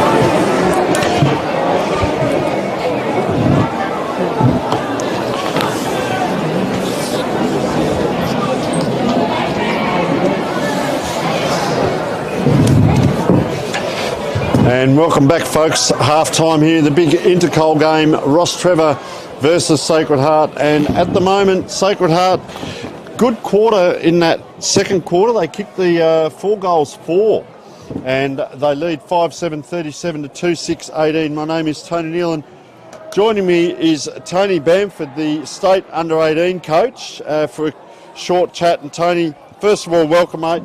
An absolute pleasure to have you in with us. No, thanks for the invitation, Tony. It's I love this time of the year, getting out to watch the boys play for their school and get a bit of the atmosphere. It's always a nice experience to come and watch them play midweek and see how passionate they are about the colours of their school. I love it. And of course they come through. Some of them play local level, some play sample, and some go on into the state team and so on. But how great is it to see them come back? And this is the last game. A lot of them will play in their school colours, to come back and represent their school, and with so much passion. Yeah, you're right. I mean, particularly for the ones in Year 12, it's pretty much their farewell to their school and their mates that they've played football with since a very young age, and they all take it very, very seriously. It's probably something that I wasn't fully across until I started to work in the pathways and got to know these boys at colleges a bit more and see it up close for myself how passionate, how intense and how serious they take it. And as I said before, it's a great spectacle too. It's a great contest here tonight. Regardless of the scoreboard, both teams are playing to win. Well, that atmosphere, mate, we can hear the drumming going on. We've got Rostrevor to the right and the Sacred Heart, obviously the fans to the left, and just watch this ball bobbling up and down here. And, you know, a lot of things go on into these lads, their decision-making, right foot, left foot, some of that stuff we were discussing, and skill level. And a lot of these lads, if they were playing at their metropolitan or local clubs, they're probably playing senior football. Yeah, so when they come in, you're right, they're good players, obviously, and this game suggests that there's some really good players out there tonight.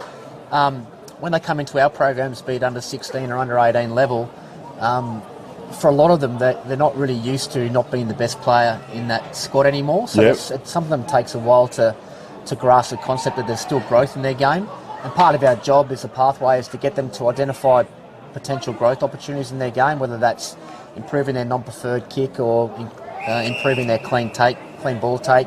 It might just be a simple thing like making sure that they prepare really well from Monday to Friday and get their off-field stuff right as well. So part of that forms the whole package that we roll out at state level, and some players really take off their football once they get their head across all those fundamentals of the game.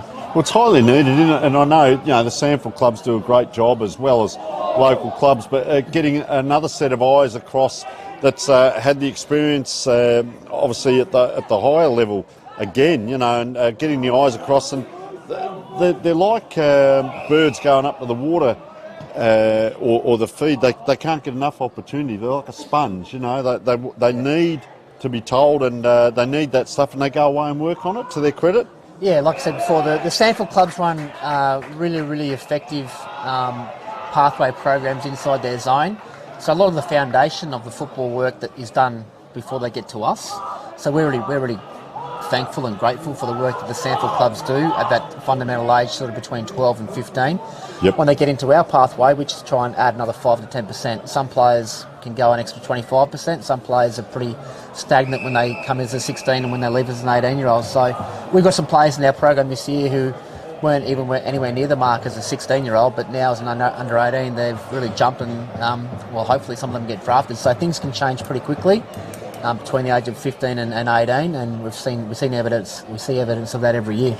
Yeah, well, I go back having been involved in that side of footy a long time ago, and we get the Scotty Thompsons and Matty Lokins get drafted pretty much out of the school footy. We used to go to a lot of school footy, and I'll tell you what, the afternoon dinners, afternoon tea that the parents put on was sensational at some of the schools. But they probably only played the 1 or 2 games for their sample club to register, but most of it was school footy. Luke Sermon, recent times, Rostrevor had a lot to do with Luke, who went through, got drafted, now playing at Redlegs. And then, of course, recently Jacob Ryan, Bodie Ryan, Ashton Moyer, kicked a great first goal the other day, mind you, and Will McCabe. These guys are starting to come through, and Bodie Ryan's probably one that comes to mind 2 years ago, in and out of the second and senior team, really came on, had an outstanding year last year, and that was due to not only the school footy, his club footy, but the state program and living up to or playing up to the standard.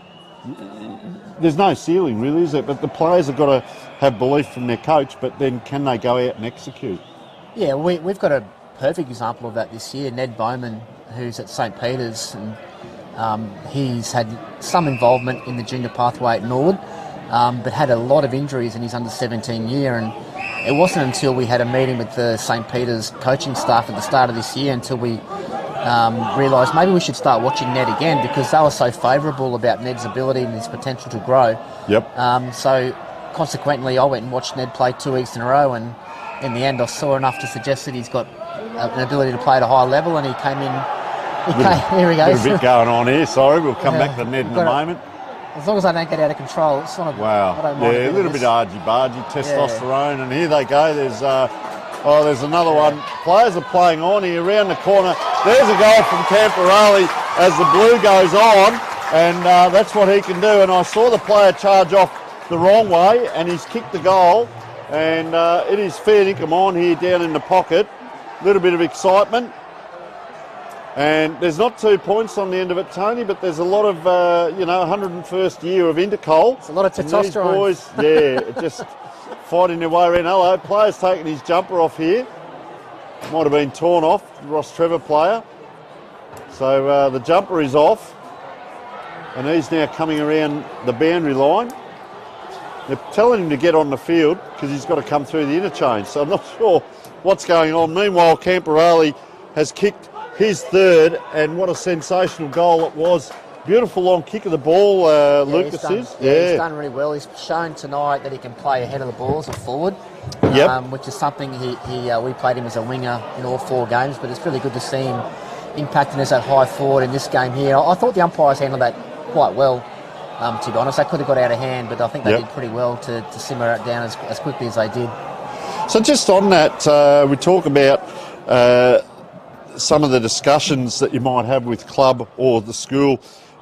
Do you go and have you got right to go and say to the club or the school, listen, we'd like to see a player play in their preferred position, or alternative, as you've said about Camporale tonight, can we have a look at him playing in a different position?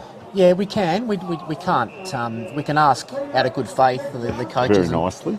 And we do a mountain of work and making sure that we remain in contact with the college coaches and the Sanford coaches as much as we can, because we rely on them heavily. Yes. They know the players better than what we know them. So I've got open dialogue with all the coaches and the college coaches, and there's been times where we've rung the club or the coach and said, hey, do you reckon you could just give this guy a couple of weeks in this role here? And 99% of the time, the clubs and the coaches are more than happy to experiment.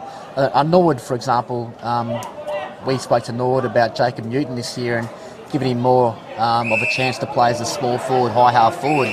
Given that he'd been a midfielder for so long, he was probably a bit small to play midfield at national level. Yep. Nord did that, and Jacob had a really good chance playing as a high forward. So that's just one example of where the clubs can really help the players' development. So we just see Rostrevor here going forward and talking about a young player coming on, young Ned McCarthy.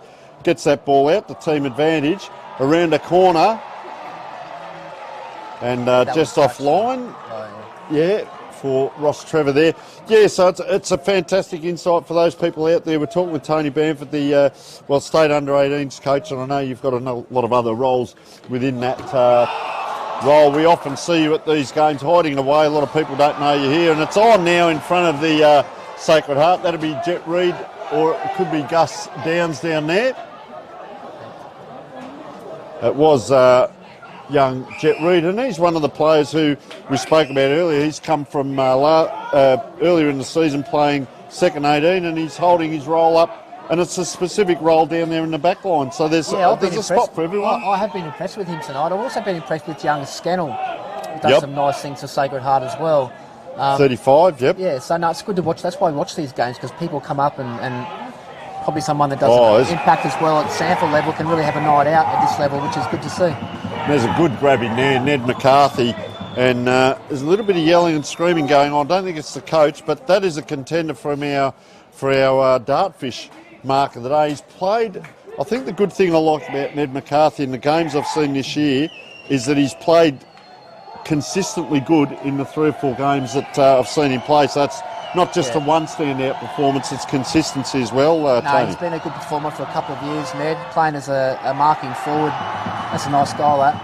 Really good for his Getting team. around him. We speak to our players when they come into the state program about playing consistently with the same energy and intensity regardless of where they play. And I call it the Luke Pedler theory.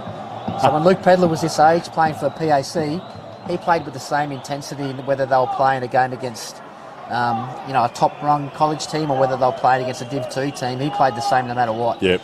And that's all you can ask for as a coach, that the players give consistent effort regardless of what's happening in the game. Well, it's your playing traits, isn't it? You might be 10 goals down on the scoreboard, but the way you are as a player shouldn't change. You play the last 5 minutes of a game the same as your first 5 in regards to, as long as fatigue and that doesn't come into play, but just your intensity and not dropping the head and body language. There's so many little things. Just see Sacred Heart here trying to go around the corner there through Brody Bretones, close into the pocket. I tell you what, I don't know whether you've kept an eye on Balin O'Brien tonight, but the amount of punches and spoils that he's done.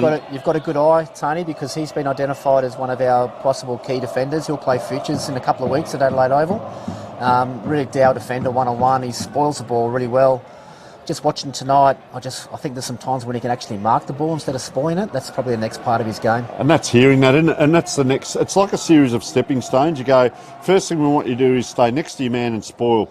Then add in an element that says, okay, I want you to try for a mark here and there, and then maybe can you run off and drag your player away from his game plan. If he follows you, we've got him doing what we want you to do, and he's following you. So it's act or react. And then if it comes undone and your player gets a couple of touches, just go back and start spoiling again and build again. Yeah, reset to your foundation. Yeah. And clearly he can defend. He's shown that not just tonight but all year, that he's a really, really reliable defender. And he might not pick up 8 or 10 possessions, but there'd be 8 or 10 marks in there, closing speed. 4 goals, that helps. Yeah, so look at the speed on here. Gee, Sacred Heart player leading to the ball, had to bend down and pick it up, and that is great use. And good team play in the back there, because there was a shepherd. I spoke earlier with Ned Atkinson. 1 shepherd, 1 smother, 1 tackle per player for the quarter. You set yourself little goals, and there's 80 for a game. And we saw that there. So they're going to load up again here, Rostrevor. And Tony, a very entertaining game where I sort of sit here as part commentators, part spectator to an outstanding game. And I know yourself watching it. It's hard not to get drawn into the emotion of the game, particularly when the ball's near to the students on the sideline. The players play with a bit more intensity when the ball's in that area of the ground. But no, to Rostrevor's credit, they've held on pretty well. So the little things, without getting too much into it, what we used to look at with recruiting, if you're under 6 foot and you fumble 2 or 3 times, on a night like this, it's acceptable, but dry. There might be a little black mark against your name, and if you're over 6 foot, 6'4", 6'6", whatever, that's fantastic. A lot of people can do ruck work, but it's what you do below your knees. Yeah, it's stuff right. like that. And it all comes back down to the fundamentals of the game. Can you take the ball cleanly? Can you make good decisions? And then can you hit a teammate through a handball or a kick? And you're right, the small fellas who are sort of below 185 have to be really clean and have to be fast and be able to run. Yep. And the tall blokes have to be able to impact in the air. If you can't impact in the air and you're 200 centimetres, there's probably not a spot in the game for you. Yeah, give us a contest. You don't have to mark it, but at least get to the pack. Yeah. And as these guys go up into senior football, it might happen 6 times a quarter here. It'll happen 8 or 10 times a quarter in league football and higher. So the building the motor, and you get a lot of these lads. There's McCarthy again. So he's a good size at this age, but some of these lads, they might have 2 or 3 years of growing still, and they get the gangly bit. They're like the giraffe, like the baby giraffe, but they've still got to grow into their body. They've only known that body at that height for a year or two. Yeah, so they've still got to grow into it. You can't rule them out at age 15, 16, 17 because of their shape. They've got lots of growing to do. Yeah. But if you look at Ned McCarthy compared to a Harry Ram, Harry Ram's a really tall, athletic guy. He's still learning how to move his body. Yep. Whereas Ned's pretty comfortable with his size. Ned's he's a really honest worker who turns up at the contest at the right time. He's been doing that consistently well for 2 years.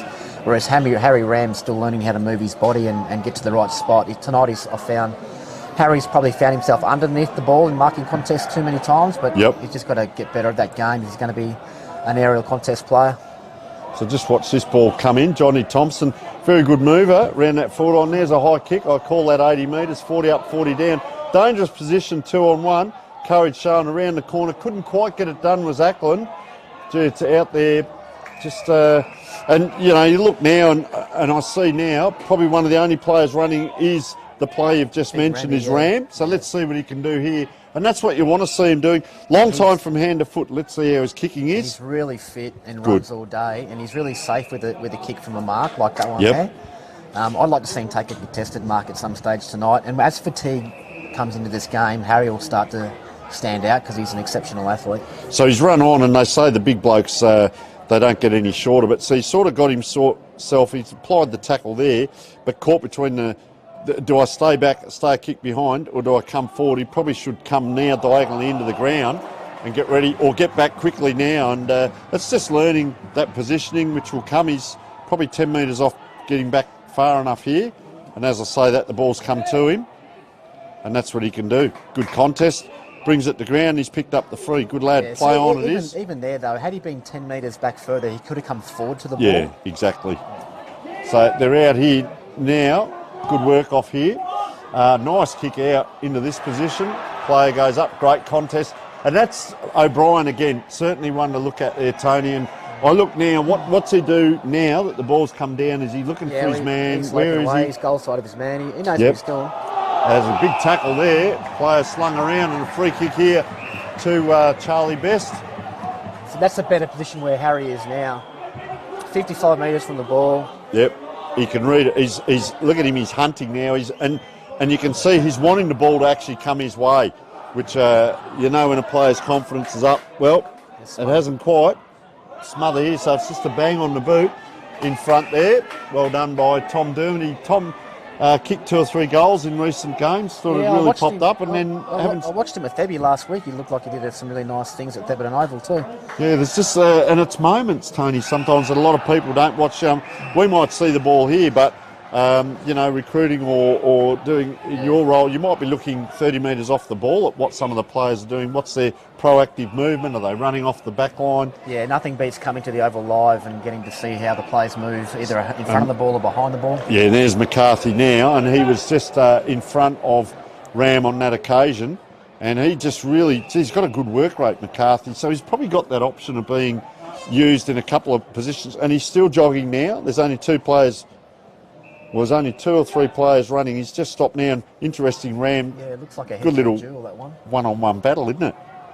But he's always looking, McCarthy. He's looking, where do I go next? What can I do? Do I watch my man or do I make him follow me? You know, can you come down into the forward line and be a bit more potent? So Ram now goes back for the people watching home. Yeah, kick behind. Good position. Looks like Ned's going back forward. So then we come to the players like Ned Atkinson, of course, the captain, Luke Candy, these type of players. At this age, pretty much what you see is what you're going to get as an adult. You know, they're in regards to their build and size. Yeah, obviously they might grow a little bit more, but they're not tall. Yeah, Camporale might have another inch or 2 in him. Real athletes and so on. Yeah, so they get a bigger physique, bigger chest, bigger torso. Luke Candy has been exceptional tonight. His first half was unbelievable. He was in our state program this year. Didn't get to play a game, but he'll play in the futures and play finals for Glenelg, and he'll be really close to a national game next year as a top age. And I see they tend to use him a lot in the forward line down here. There he is there, just applying that tackle. That's him, number 5 there, just applying that tackle. Really use him a lot. He could almost be that link man on half forward between the wing. Camporale gets the ball and gives it to him on half forward, and he can really use that ball. Yeah, no, Johnny's done really well this year, mixing his players around, because Luke's played predominantly across half back in the state programs and also at Glenelg. So it's great to see him play ahead of the ball now. And now, the situation here, free kick, they probably need to come now on the angle. So they do, they come diagonally, but it's this next one's going to be out here. There it is. So that diagonal play, for the players to pick that up and read that as... His strong player too is Harper Ryan. Ball on this side of the ground, back, good handball back. There's no support back, so it goes forward again to Ryan. Bit of a blind handball into trouble. Comes back towards Ryan. Rostrevor quick numbers, and the ever-reliable Ned McCarthy there. So just that positioning, not a lot of talk there. Bang, in come the players, as Pirro it is, trying to get that ball out. Just had to watch there, Gus Downs. Player down in back play, might have hurt his knee there, is Jet Reed, so he's just going to, well, he's up and running. That's good to see. A little bit sore. A lot of players to the left of the ball. I was noticing Sacred Heart set up their players to the left. They kept their forwards really deep in the first half, Sacred Heart, which worked well. So this ball bobbling around, because the wings come in both sides, and I always say, Tony, there's 4 on ballers all busting their chops to get that touch, and all of a sudden there's an extra 2. Do you actually train for extra players and positional players to come into ball-ups when there's already 4 players in there? I don't think a lot of teams do. Depends on whether you think your midfielder are going to win or lose. Just organically happens. Everyone wants to chase the ball, Tony. Yeah, and they're all up, so they probably need to stretch one a little bit further back here on this throw-up if he taps back, and that's the spot where it needs to be. And a player just migrating around the back of that pack. So see, they're all almost together now. There's a player goes back, I like that. Will Rooney. Can they get it to him? Now there's no one behind the ball. So Rooney's probably the one, but he's playing on a very good player. Thomas Griffiths there a couple of times tonight. Done some wheels, really good runs, yeah. And test yourself out against the best, and he can run away from players. So the acceleration. One thing to have pace, but acceleration and change of gears. And Shadforth's the other player I talked about at Westminster, can do that as well. Ball just on that far side. And sometimes I watch, you watch in soccer, they go lengthwise on the ground. So all the players are almost across one half of the ground, but there's a player out wide here, almost AFL-like setting up. Yeah, he's long way off the back of the pack though. Started well too, did Harry Giles. Good set of jukes, waiting for his opponent. Daniel Dobie on the ground. They go forward again here. Sacred Heart haven't been able to really find an avenue to goal either team. 1 goal, 1 each. So between the 50s, there he is. Watch for him if he goes back. Sometimes, mate, you talk about the fast twitch muscle fibres. He's got a lot of them, and you hope the brain's not ahead of the legs, because that decision making goes out the window. So it's turned around again, back of the pack. That's what you want to see. That's much better. Balin O'Brien, I think he's listening to the broadcast, mate. He says, geez, I better take a couple of marks. But That's just to judge himself. It's just a confidence thing. Once he gets practice at it in training and game situations, it'll hopefully become a natural reaction to know that he's in the best position. And then that decision making, because it's when you stand under that ball, you know whether you're going to touch that first 9 times out of 10. So that ball comes out, up and down, close to the boundary line here. So I'm interested here on how both teams set up. I often say that space behind the ruckman is left, and I think the centre man should be in that. So there's players here. There's no wings out the other side of the ground. So let's just see. Different ruckman here. So this will come in. It's going to go to the back, and there's that space. Opens up, bang into the middle of the ground, playing in front, Rostrevor. Candy comes through, quick hands. Gus Downs having a good night. Pops it forward out to the fat side. Both players get the ground. You've got to get up quickly. Can't quite, and that'll do. Quick hack out by Harvey Pearce. Straight back in again. It's over the top though. Rostrevor play a good set of jukes there. Well done, young man. And they go the spread. So the spread is good. A lot of teams try and play an AFL game plan, but you've got to remember that these AFL players train it 5 or 6 days a week. If you're only training once or twice... Yeah, well, it's okay to control the ball, and Rostrevor are doing it well now, but you have to have a skill set to be able to kick the ball really well. As that ball comes in over the back, 3 go up, no one down. A lot of yelling and screaming on the ground. 3-7 plays 6-8, 22 minutes in. We are joined by Tony Bamford. I thought I was going to get 5 minutes, mate. It's been an absolute pleasure here for the whole quarter. I love it because we can talk about a lot of this as that ball goes out. Mate, tell us about the importance of the life skills and balance. So if we draw a footy and cut it in half lengthways, it said the top half is they've got club footy, state footy perhaps, their own training, their club training, etc. And then the bottom half of the footy is their life. They've got relationships, they've got their home life, social life, they've probably got to learn how to cook and their schoolwork. How important is that balance? And we've seen a lot of lads put all their eggs in one basket and it doesn't work out. No, it's massive, particularly when they get into their under 18 season, because some of them are also still at school doing year 12. we spend a number of hours every year on the AFL athlete education curriculum, which is a number of different modules around goal setting, time management, how to plan their week, how to speak in a public situation. Yep. All those things is going to help them in life, not just in football. Some players pick it up really, really quickly. Some players take a bit longer to understand the concept and how it's going to help them play really good footy. But it's something we will continue to teach. Gee, Candy.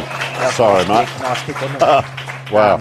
Yeah, go on. Because some players are already quite organised when they come into our programs, and some players really have been, I guess, had their life organised for them by mum and dad up until that point.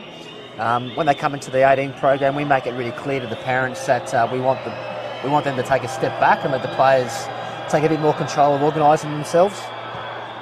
So Dermody is a known goal kicker, and he's just offline there. Just to quickly jump in there, that kick by Luke Candy was elite at any level, just to have the eyes and the vision, and he is an elite left foot kick, and pick that player out in space in amongst 6 players there. It's very rare to see a player who has elite skills but also elite decision making. Yep. And Luke's got both of those. Just walk that across. Yeah, so that balance, and it's hard. I know, look, I work with a lot of them, the parents, I know they mean well, and a lot of us probably tell the players the same as what the parents do. We just haven't got the emotional attachment, but just to let go a little bit and know that they're in good hands, and it's all done for what's best for the player and what's best for the team. Yeah, and we say to the players really early on that it's okay to make mistakes. So we don't expect anyone to be perfect, but we want them to take a bit more responsibility in how they organise their Monday to Friday. What they're prioritising when they get home from school, how they're recovering, how many hours sleep they're getting, what they're eating at lunchtime at school, what are they eating on the way home from school, how much extra weights training they're doing. I had that down. Yeah. Some players actually do too much, to be honest, and we have to actually tell them to slow down a little bit. So it's all encompassing. It's not just about what they do from a football side, it's about how they conduct themselves as elite athletes as well. And you're right, the parents are heavily invested, but the parents aren't going to be there all the time. The parents have to let go at some stage, and yeah, some find that very easy, some find it quite difficult. And I'm a parent myself, and I know it's going to be like letting my son make his own decisions at age 16. It's going to be a bit hard to take. All right, Tony, the score 3-7, Rostrevor Sacred Heart 6-9. Thank you so much for joining us. You are welcome to stay for the last quarter if you like, but I know you've got some work to do there, mate. An absolute pleasure to pick your brains and to hear what's going on in that system where a lot of people external to it don't actually understand the ins and outs, and it's more than just 2 hours of footy. There is so much to it. So you're doing an outstanding job. We can see that not only by the number of players that get recruited, because that happens at the top level, but that get through to sample or even local level and go off and be a better person in life as opposed to a footballer as well. So thank you so much for joining us, Tony. Pleasure. Thanks for having me. All right, we'll take a short break. Thanks, mate.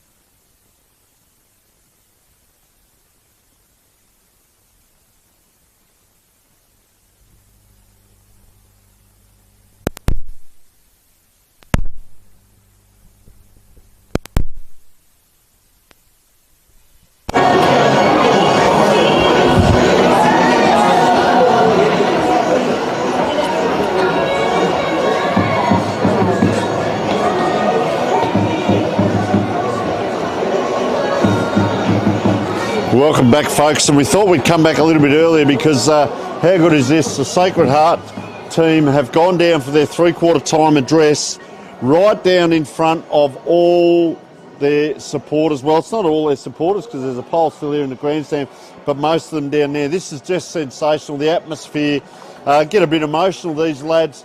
It is the last year of football for a lot of these lads, and what a memory. That shot right there tells it all.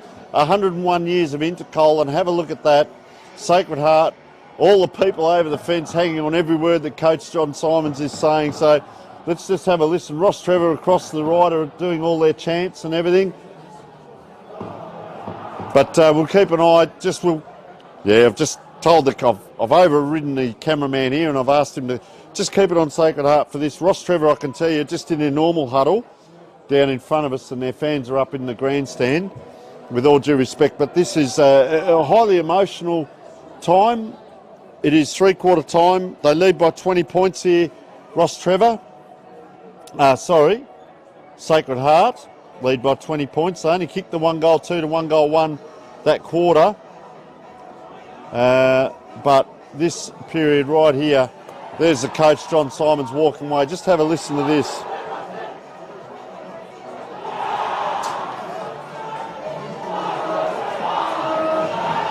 So that is just sensational in front of the whole crowd, urging them on there. Gavin Pennington, John Simons walking off, and these guys will remember this game forever, as Rostrevor already out of their huddle. We can tell you the goal scorers: Luke Candy 2, 1 to Tom Dermody, 3 to Lucas Campriali, and for Rostrevor, Ned McCarthy 1, Josh Butterworth 1, and Kyron Cole Manolis 1. 10 shots, plays 15. It is anyone's game as we speak. It is 20 points the difference. It was 1 point at quarter time. It was 19 points at half time, and it's 20 points at three-quarter time. And it's all in front of Rostrevor right now. The opportunity is here as the ball goes up. The ruckman contest, as they did at the start of the day. That was Fergus Mile up against Harrison Ram, and the umpire says, once again, as we had, second ball up. Charges in is Mile, bobbles out the way of Rostrevor now. Courage there by Jonty Thompson. He's not too well after that. Just going to take his time to get back up. Sacred Heart, there's pressure. Campriali bundles that ball forward. It's going to bounce. Oh, streaming through. Could this be the goal of the match? It's bouncing, and it's hit the post. Joseph Raphael surging the ball forward. He hit it almost what we thought was correctly, but almost won't work. It bounces and it hits the post in what is the best point ever scored on Norwood Oval. Oh, up high. Harrison Ram, not quite. And I tell you what, Fergus Mile not feeling too good on the back of this. Surging forward here. Sacred Heart around the corner. Another opportunity. It's in front of goal, and it has touched the post. It's early days, and it's all Sacred Heart in this final quarter. 6 goals, 11, 17 scoring shots to 10. Rostrevor persist. Lining up for it is Balin O'Brien. I like to see him fly for this. There he goes. And that is a sensational mark. A Dartfish Mark of the Day contender to Balin O'Brien.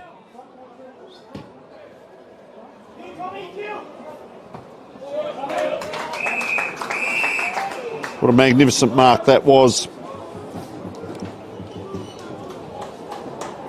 Just jotting down our contender for our Dartfish Mark of the Day. Remember, our goal of the day is from Filming Footy Stats, Sports Interactive, our broadcast sponsor, and Sportal, our scoreboard sponsor. And remember, our best on ground wins the Archie Thongs as that ball goes out that far side. Candy knows his way around, puts a beautiful ball in, up and down, 2 on to 1. Trying to get down to it is O'Brien. They dive over the top of him. Anyone's ball here, and just socket through there very quickly by Noah Dorr, to this pleasure of the Sacred Heart crowd down that far end. And they've scored 3 points this quarter, and there's a nice kick in. Rostrevor, they're going to load up again. This is Charlie Best. Coming down the line, it beats everyone. It's over the top. 50-50 ball. Right on the wing here. Gee, just pushing that ball along. Couldn't quite get it up Sacred Heart and taking the ground, and we'll get a ball up right in front of us. And keep an eye out for young Jet Reed. He's a star of the future, that young man. Gee, streaming through here. Charlie Best. They're trying to surge it forward, Rostrevor. Can they do it? Ground ball. And Big Harrison Ram putting his body over the ball there, trying to get a tackle in. And there's another hard one, Harper Ryan, as this ball goes up. That's Zapier taking the tap there and gets that ball back. Second ball up. We've seen that many times tonight. So Zapier. Will the ruckman go? So Zapier goes body first, tries to push. Wins out on this occasion, gives it back to Sacred Heart over the top. Ground ball, anyone's ball. Bang! Through they come. Big hit. And is that the result? Well, that went 15.1 metres there. So Sacred Heart 4G having to fly there is Joel Parker. It's out the back, off the pack, and not happy with himself there. Raphael, he almost kicked the goal of the night a moment ago, as we see the Roger Woodcock end, and they've kicked 4 points this quarter. 6-9 is now 6-13 very quickly for Sacred Heart, but it still gives Rostrevor the chance because it's 24 points. It's 4 straight kicks the difference here. Geez, Zapier setting himself at the back, got his both hands to it. Campriali taking the ground, very slippery out there, and he's come down holding the ball, and I think he hit that hard part of the surface down there. I hope he's all right. Might be in a bit of trouble there. I don't know that it's the hamstring. It might just be that he hit that hard stuff, and I'm hoping it's just a bruise rather than a hamstring. He looks all right jogging off now. Harper Ryan through. Handball's out to space. Oh, surging through there. Well done. Well, we haven't got a number 19. As that ball comes in, it could be Tregenza, who was named as number 17.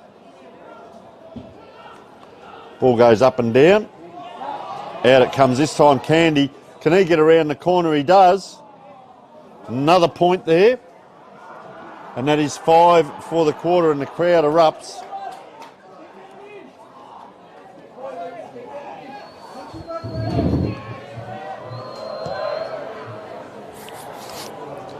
Ball comes out that far side. Good mark. Rostrevor load up. Half forward flank. Bobbling around.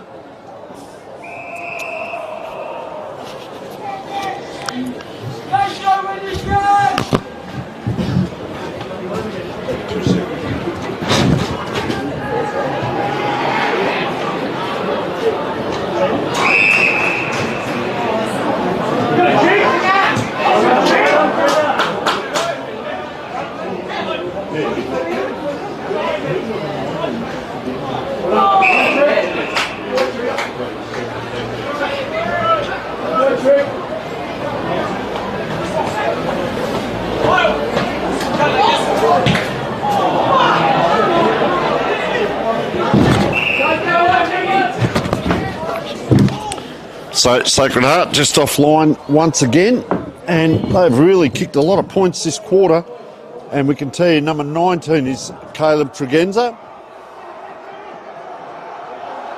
As this kick comes in from Rostrevor now. Oh, flying high. That has to be number 8, Brodie Bretones. That's got to be the mark of the night so far. What a ripping grab that was. He might have done the hamstring there though, has Bretones.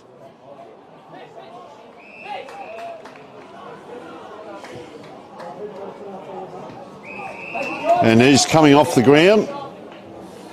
Brodie Bretones, as that ball is in the hands of Joel Parker in the forward line here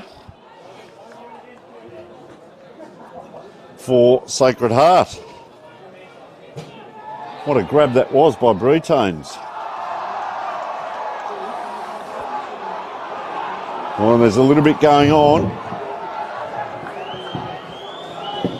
in back play. Comes in high and long.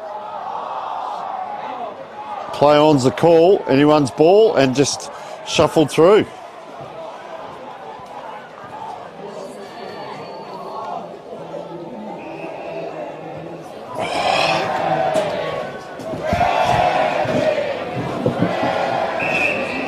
So out towards Michael Laney now. Ball in hand, half back line for Rostrevor. Just pops that ball into McCarthy. Had a very good night.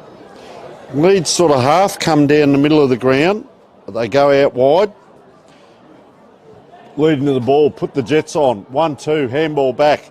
Very quick play in there. And it's a good grab out here to Tom Dermody. Long way out. Gee, lines up, goes inboard. Finds the player. Stood for a long time at centre half forward. Looks like it could be Pedler. Wait and see when he turns around.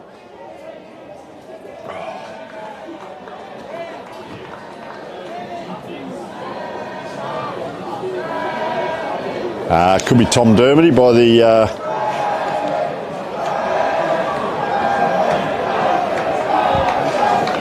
as there's only two players with 2 on their numbers, and it's either Dermody or Pedler. Goes long. Oh, that is just a towering mark. And he gives the crowd a bit as well. What a grab that was by O'Brien. That was a huge pack mark. And he slips over in front of the crowd, and don't they give it to him?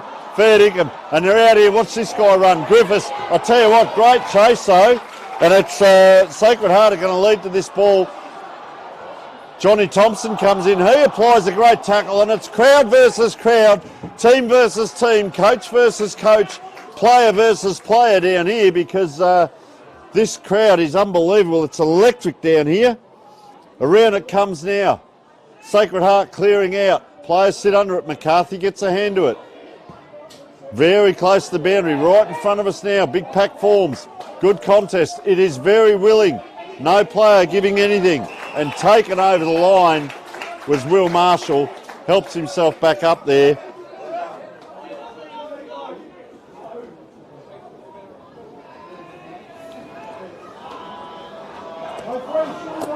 So, ball comes back in. It'll go over the back, taken cleanly by Zappia. Around the corner, and good grab taken. Played an outstanding game as Jet Reid. Really liked his game. He too slips over. So it's happening at both ends. Up comes, wow, the ball in Joel Parker's hands. He's gone long, long, long. Parker, get around him. Joel Parker from the 50, kicks his first. And, well, Sacred Heart now surge forward. That's the goal they've been looking for the whole quarter, and they've got it.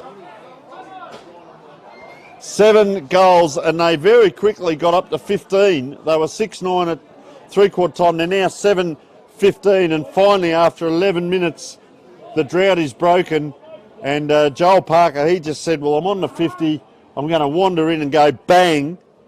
And it just bounced through.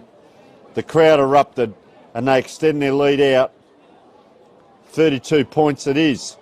Up it goes, another clearance here, Sacred Heart. And it's that man, Joel Parker, that just kicked the goal, bombing that ball forward right on the 50.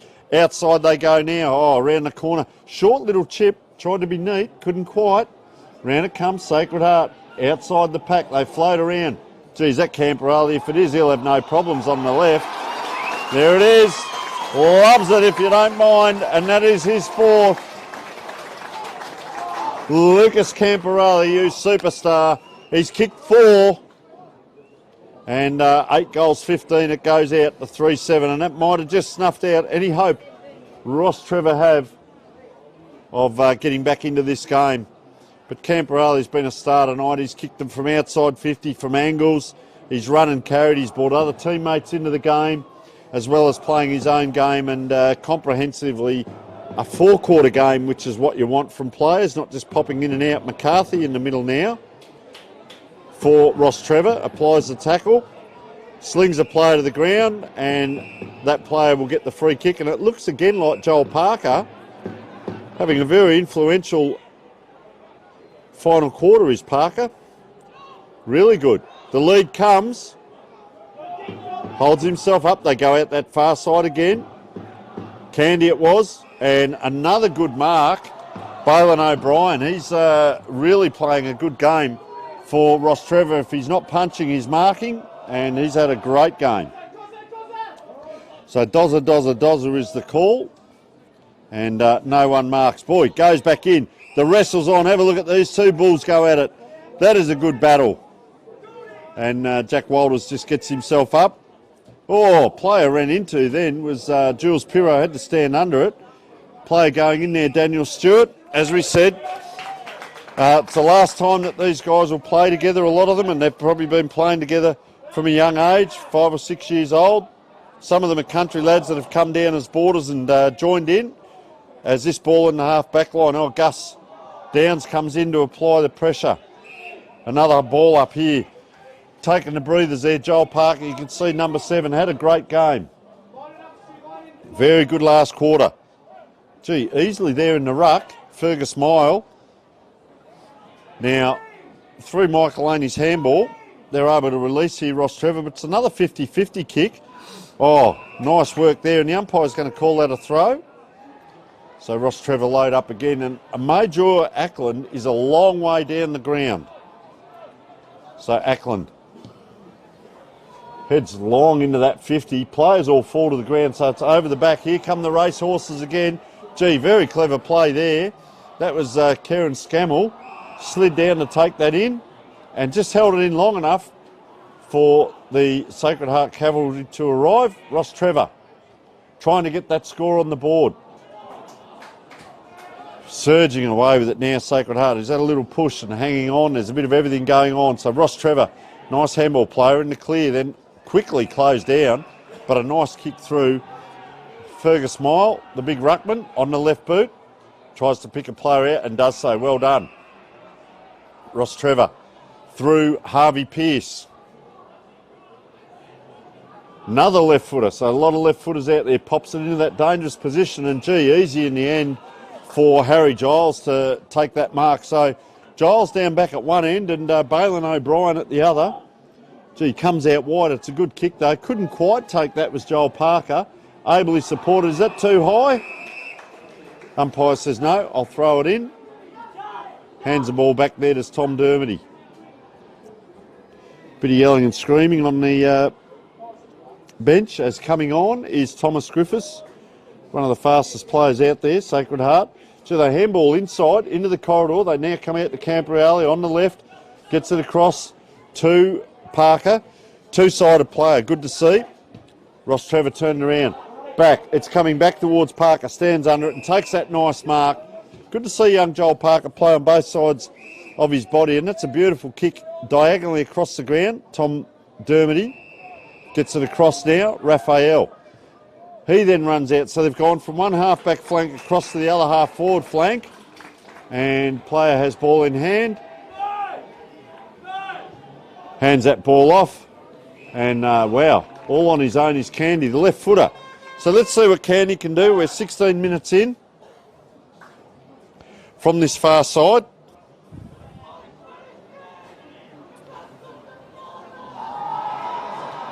So Candy, he's going to go on that kick it around the corner. He's a left footer.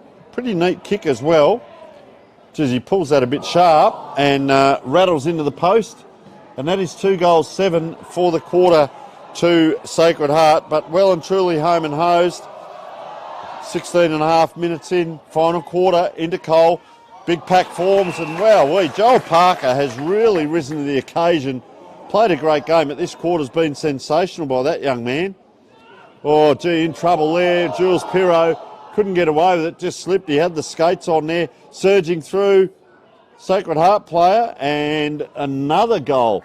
Gee, I tell you what, they've had 10 scoring shots in 17 minutes of football. So outstanding by Sacred Heart, but they just can't get that goal on the board. Winding around. Long kick out. Big pack forms. Sacred Heart again. Candy. Little handball up. Bobbles around. Out it comes this time. Gee, long kick, but there's no one down there. Now there's a race on. One-on-one. Good one-on-one battle. Gee, the Sacred Heart player taps it to the Rostrevor player. And Daniel Doby says, thank you very much. And we can tell you it's just cooled down a touch.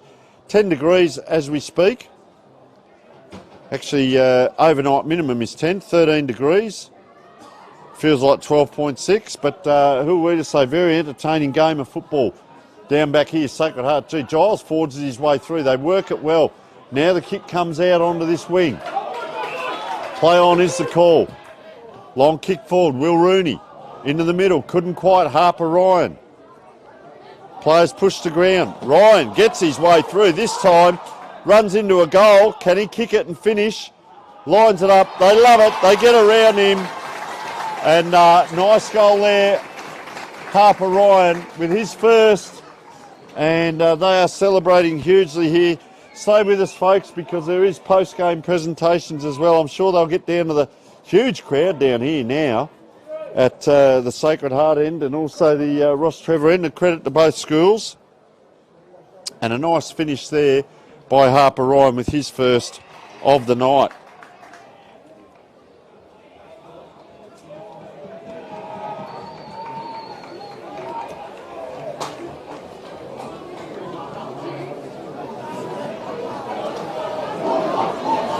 So a big crowd down that far end. Sacred Heart kicking to that end. They're out again here through Candy. Nice handball through, and it's Joel Parker again. Look at that for a bullet pass, and it is what we call champagne, probably lemonade football, we'll say, for school football, and that's Eddie Pedler. Ball in hand. Gee, that was good football out of the middle, and Candy just coming off for a well-earned rest. Played a very good game. And the Sacred Heart faithful down that end are not worrying about school tomorrow as we speak. Pretty happy with themselves. As Pedler it is. Wanders in. Direct kick, likes it off the boot. Loves it off the boot. And they get around him.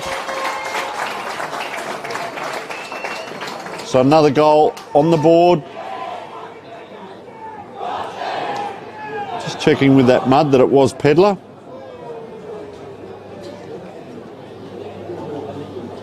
It was. They're pretty happy with themselves out there. They've kicked 4 goals, 8 for the quarter, 12 scoring shots, 10-17, 77 to 3-7, 25. So it's blown out to 52 points. It was 20 points at three-quarter time. And, wow, John Simon's the coach. What a fitting way to finish up the season for Sacred Heart first team.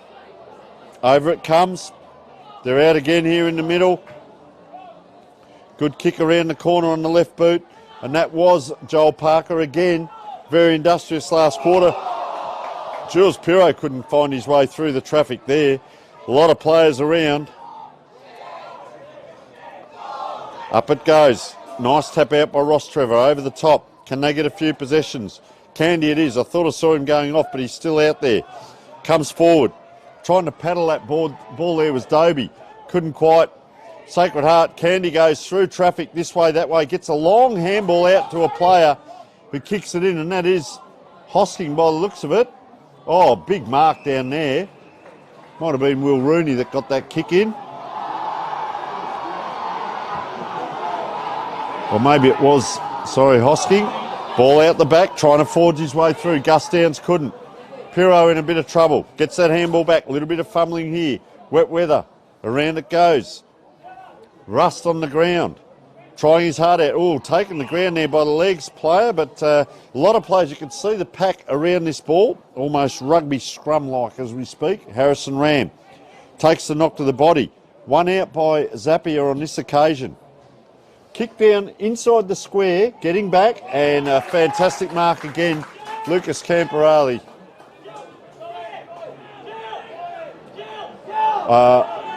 Might be Thomas McKay actually. Gets it out wide to Jack Walters. Or Giles it may have been. Comes down, big pack forms. Gee, 2 Rostrevor players spoil each other.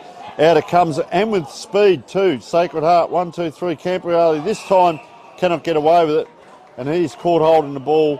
One blemish of the night, but Balin O'Brien playing a great game down here. So O'Brien now comes around the boundary, keeps close to the boundary, big pack forms, anyone's ball. You can hear the oohs and ahs of the crowd, and getting himself back up. Big Harrison Ram goes back.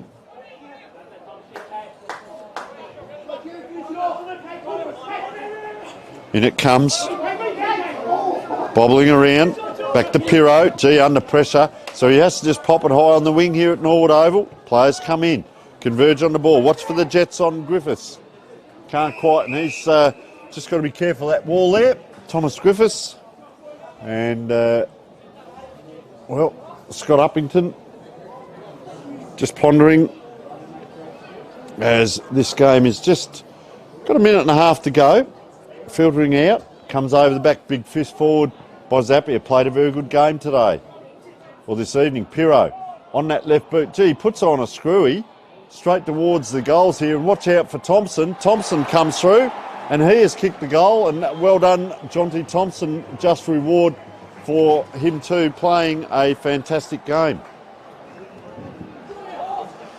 So well done. Remember our Archie Slong's Best on Ground presentation. There will be a presentation of both teams at the end of the game, and I'm sure they're picking a best player from each side.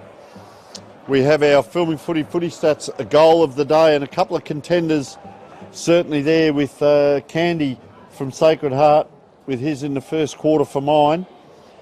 And, well, some of the marks. Ram in the first quarter, O'Brien in the fourth quarter twice, and Bretains with that beautiful grab as well as that ball comes out. Up and down. And just receiving the ball back here as we're winding down, 30 seconds to go. Rostrevor player goes out wide. That was Will Marshall. Hits a player. They go along the far side there. The length of the square kick in the hands. Will they load up again? Is there one more opportunity for the Rostrevor faithful to alight? And they get it into the hands of Daniel Adobe. Just on siren time, it is. So Dobie will have this kick post siren, 45 out.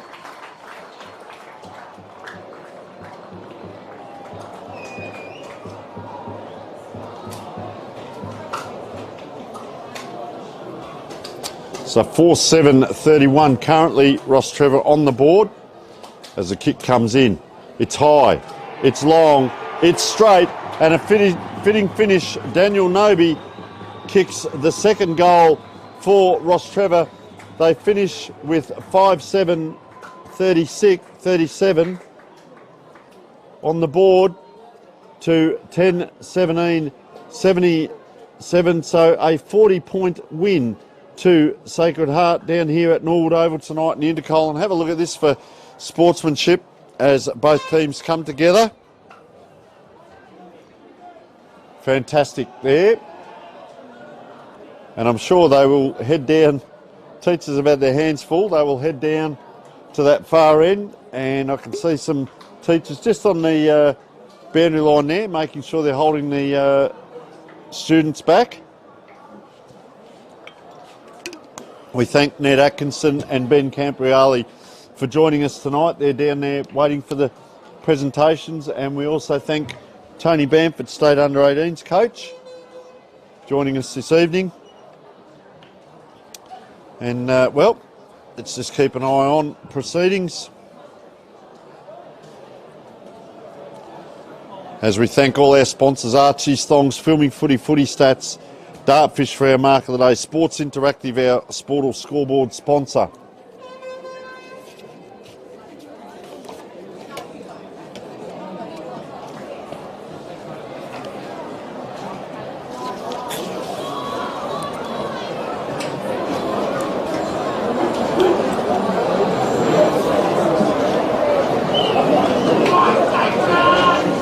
So we see Sacred Heart comprehensive winners. They kicked 4 goals, 8 in that final quarter. They kicked 1 goal 3, they kicked 4 goals 4 in the second quarter, so their second and fourth quarters were the big ones. 1 goal 2 in the third, they kicked 4 goals 8 in the last. Rostrevor kicked 1 goal 2, 1 goal 4, 1 goal 1 and 2 goals straight. And just keep an eye on this as the players head down to their faithful supporters down there, and this will be huge. Have a look at them go off here. Just sensational by the Sacred Heart faithful. Travelled a long way down here from Glenelg, as did Rostrevor from the foothills. And a fitting finale to these young lads. And just keep an eye on this.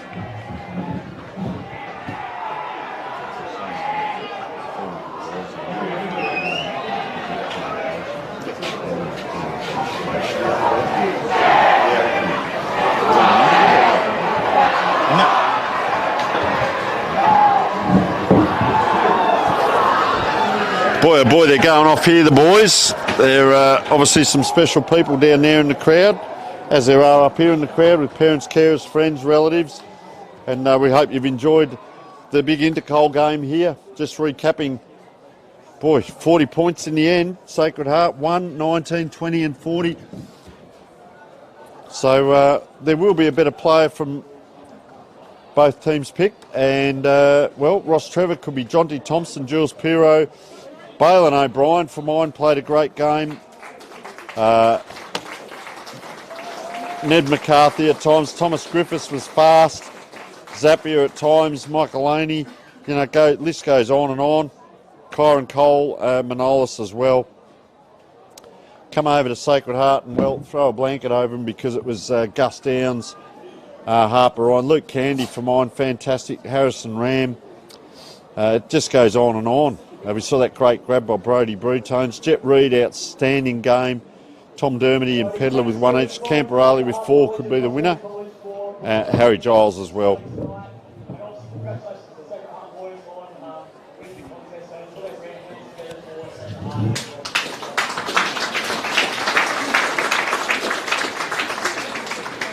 The Intercol weekend is always a special round, and what I love most is seeing both communities come together on this significant occasion. We'll pass over to our respective coaches to get jobs done forward and say a few words.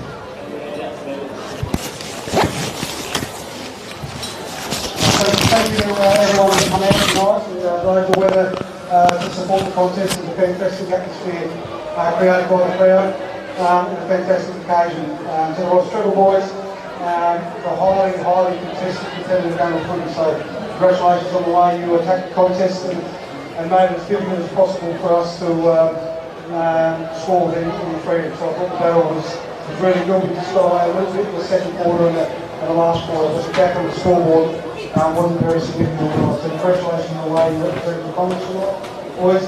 We're very fortunate, 101st year of Intercol competition, and we're very fortunate to have this contest to look forward to every year. And it takes two sides to make that contest and play a great spirit. So for those that are tuned this year, we look forward to the contest of the New 12. Football Australia, good luck with where the contest will be.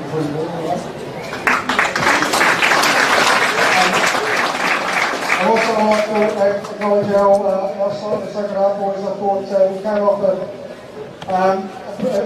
disappointment, obviously, last week, not being able to get the job done in the game the grand final.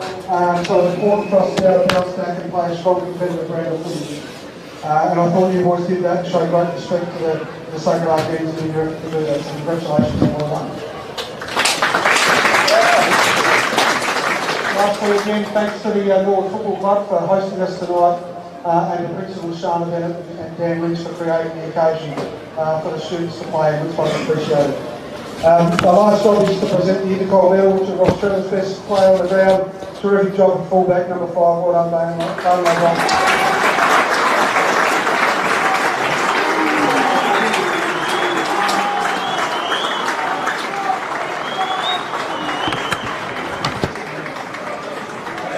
Thanks very much, everyone. Well done, boys. I'll hand over to Scotty.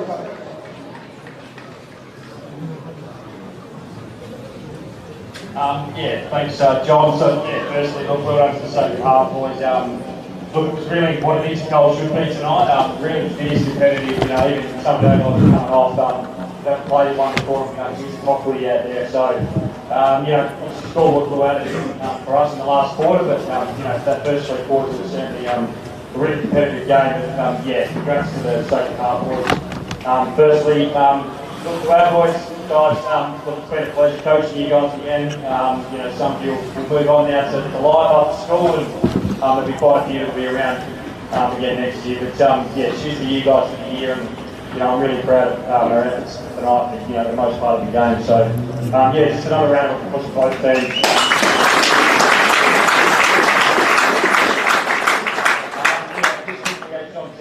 Really thankful to the Melbourne Footy Club for putting this on tonight.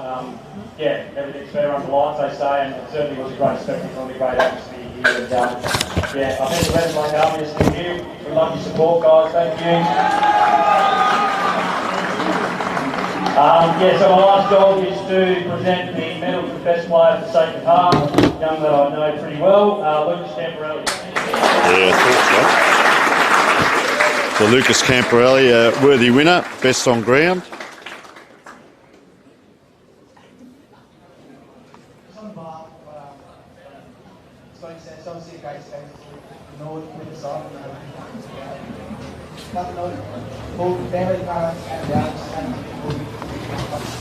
The boys did amazing here. I still feel very much. It's been an amazing play here. Obviously, boys a great contest. I love the whole time. I love the culture. The boys Wednesday night, great.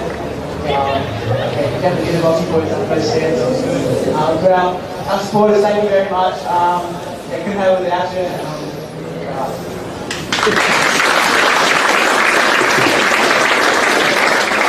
Finally, we'll invite the captain of Sacred Heart to come forward, or if you'd like to come forward. Congratulations, Sacred Heart, and we'll get together for a quick photo before we head off.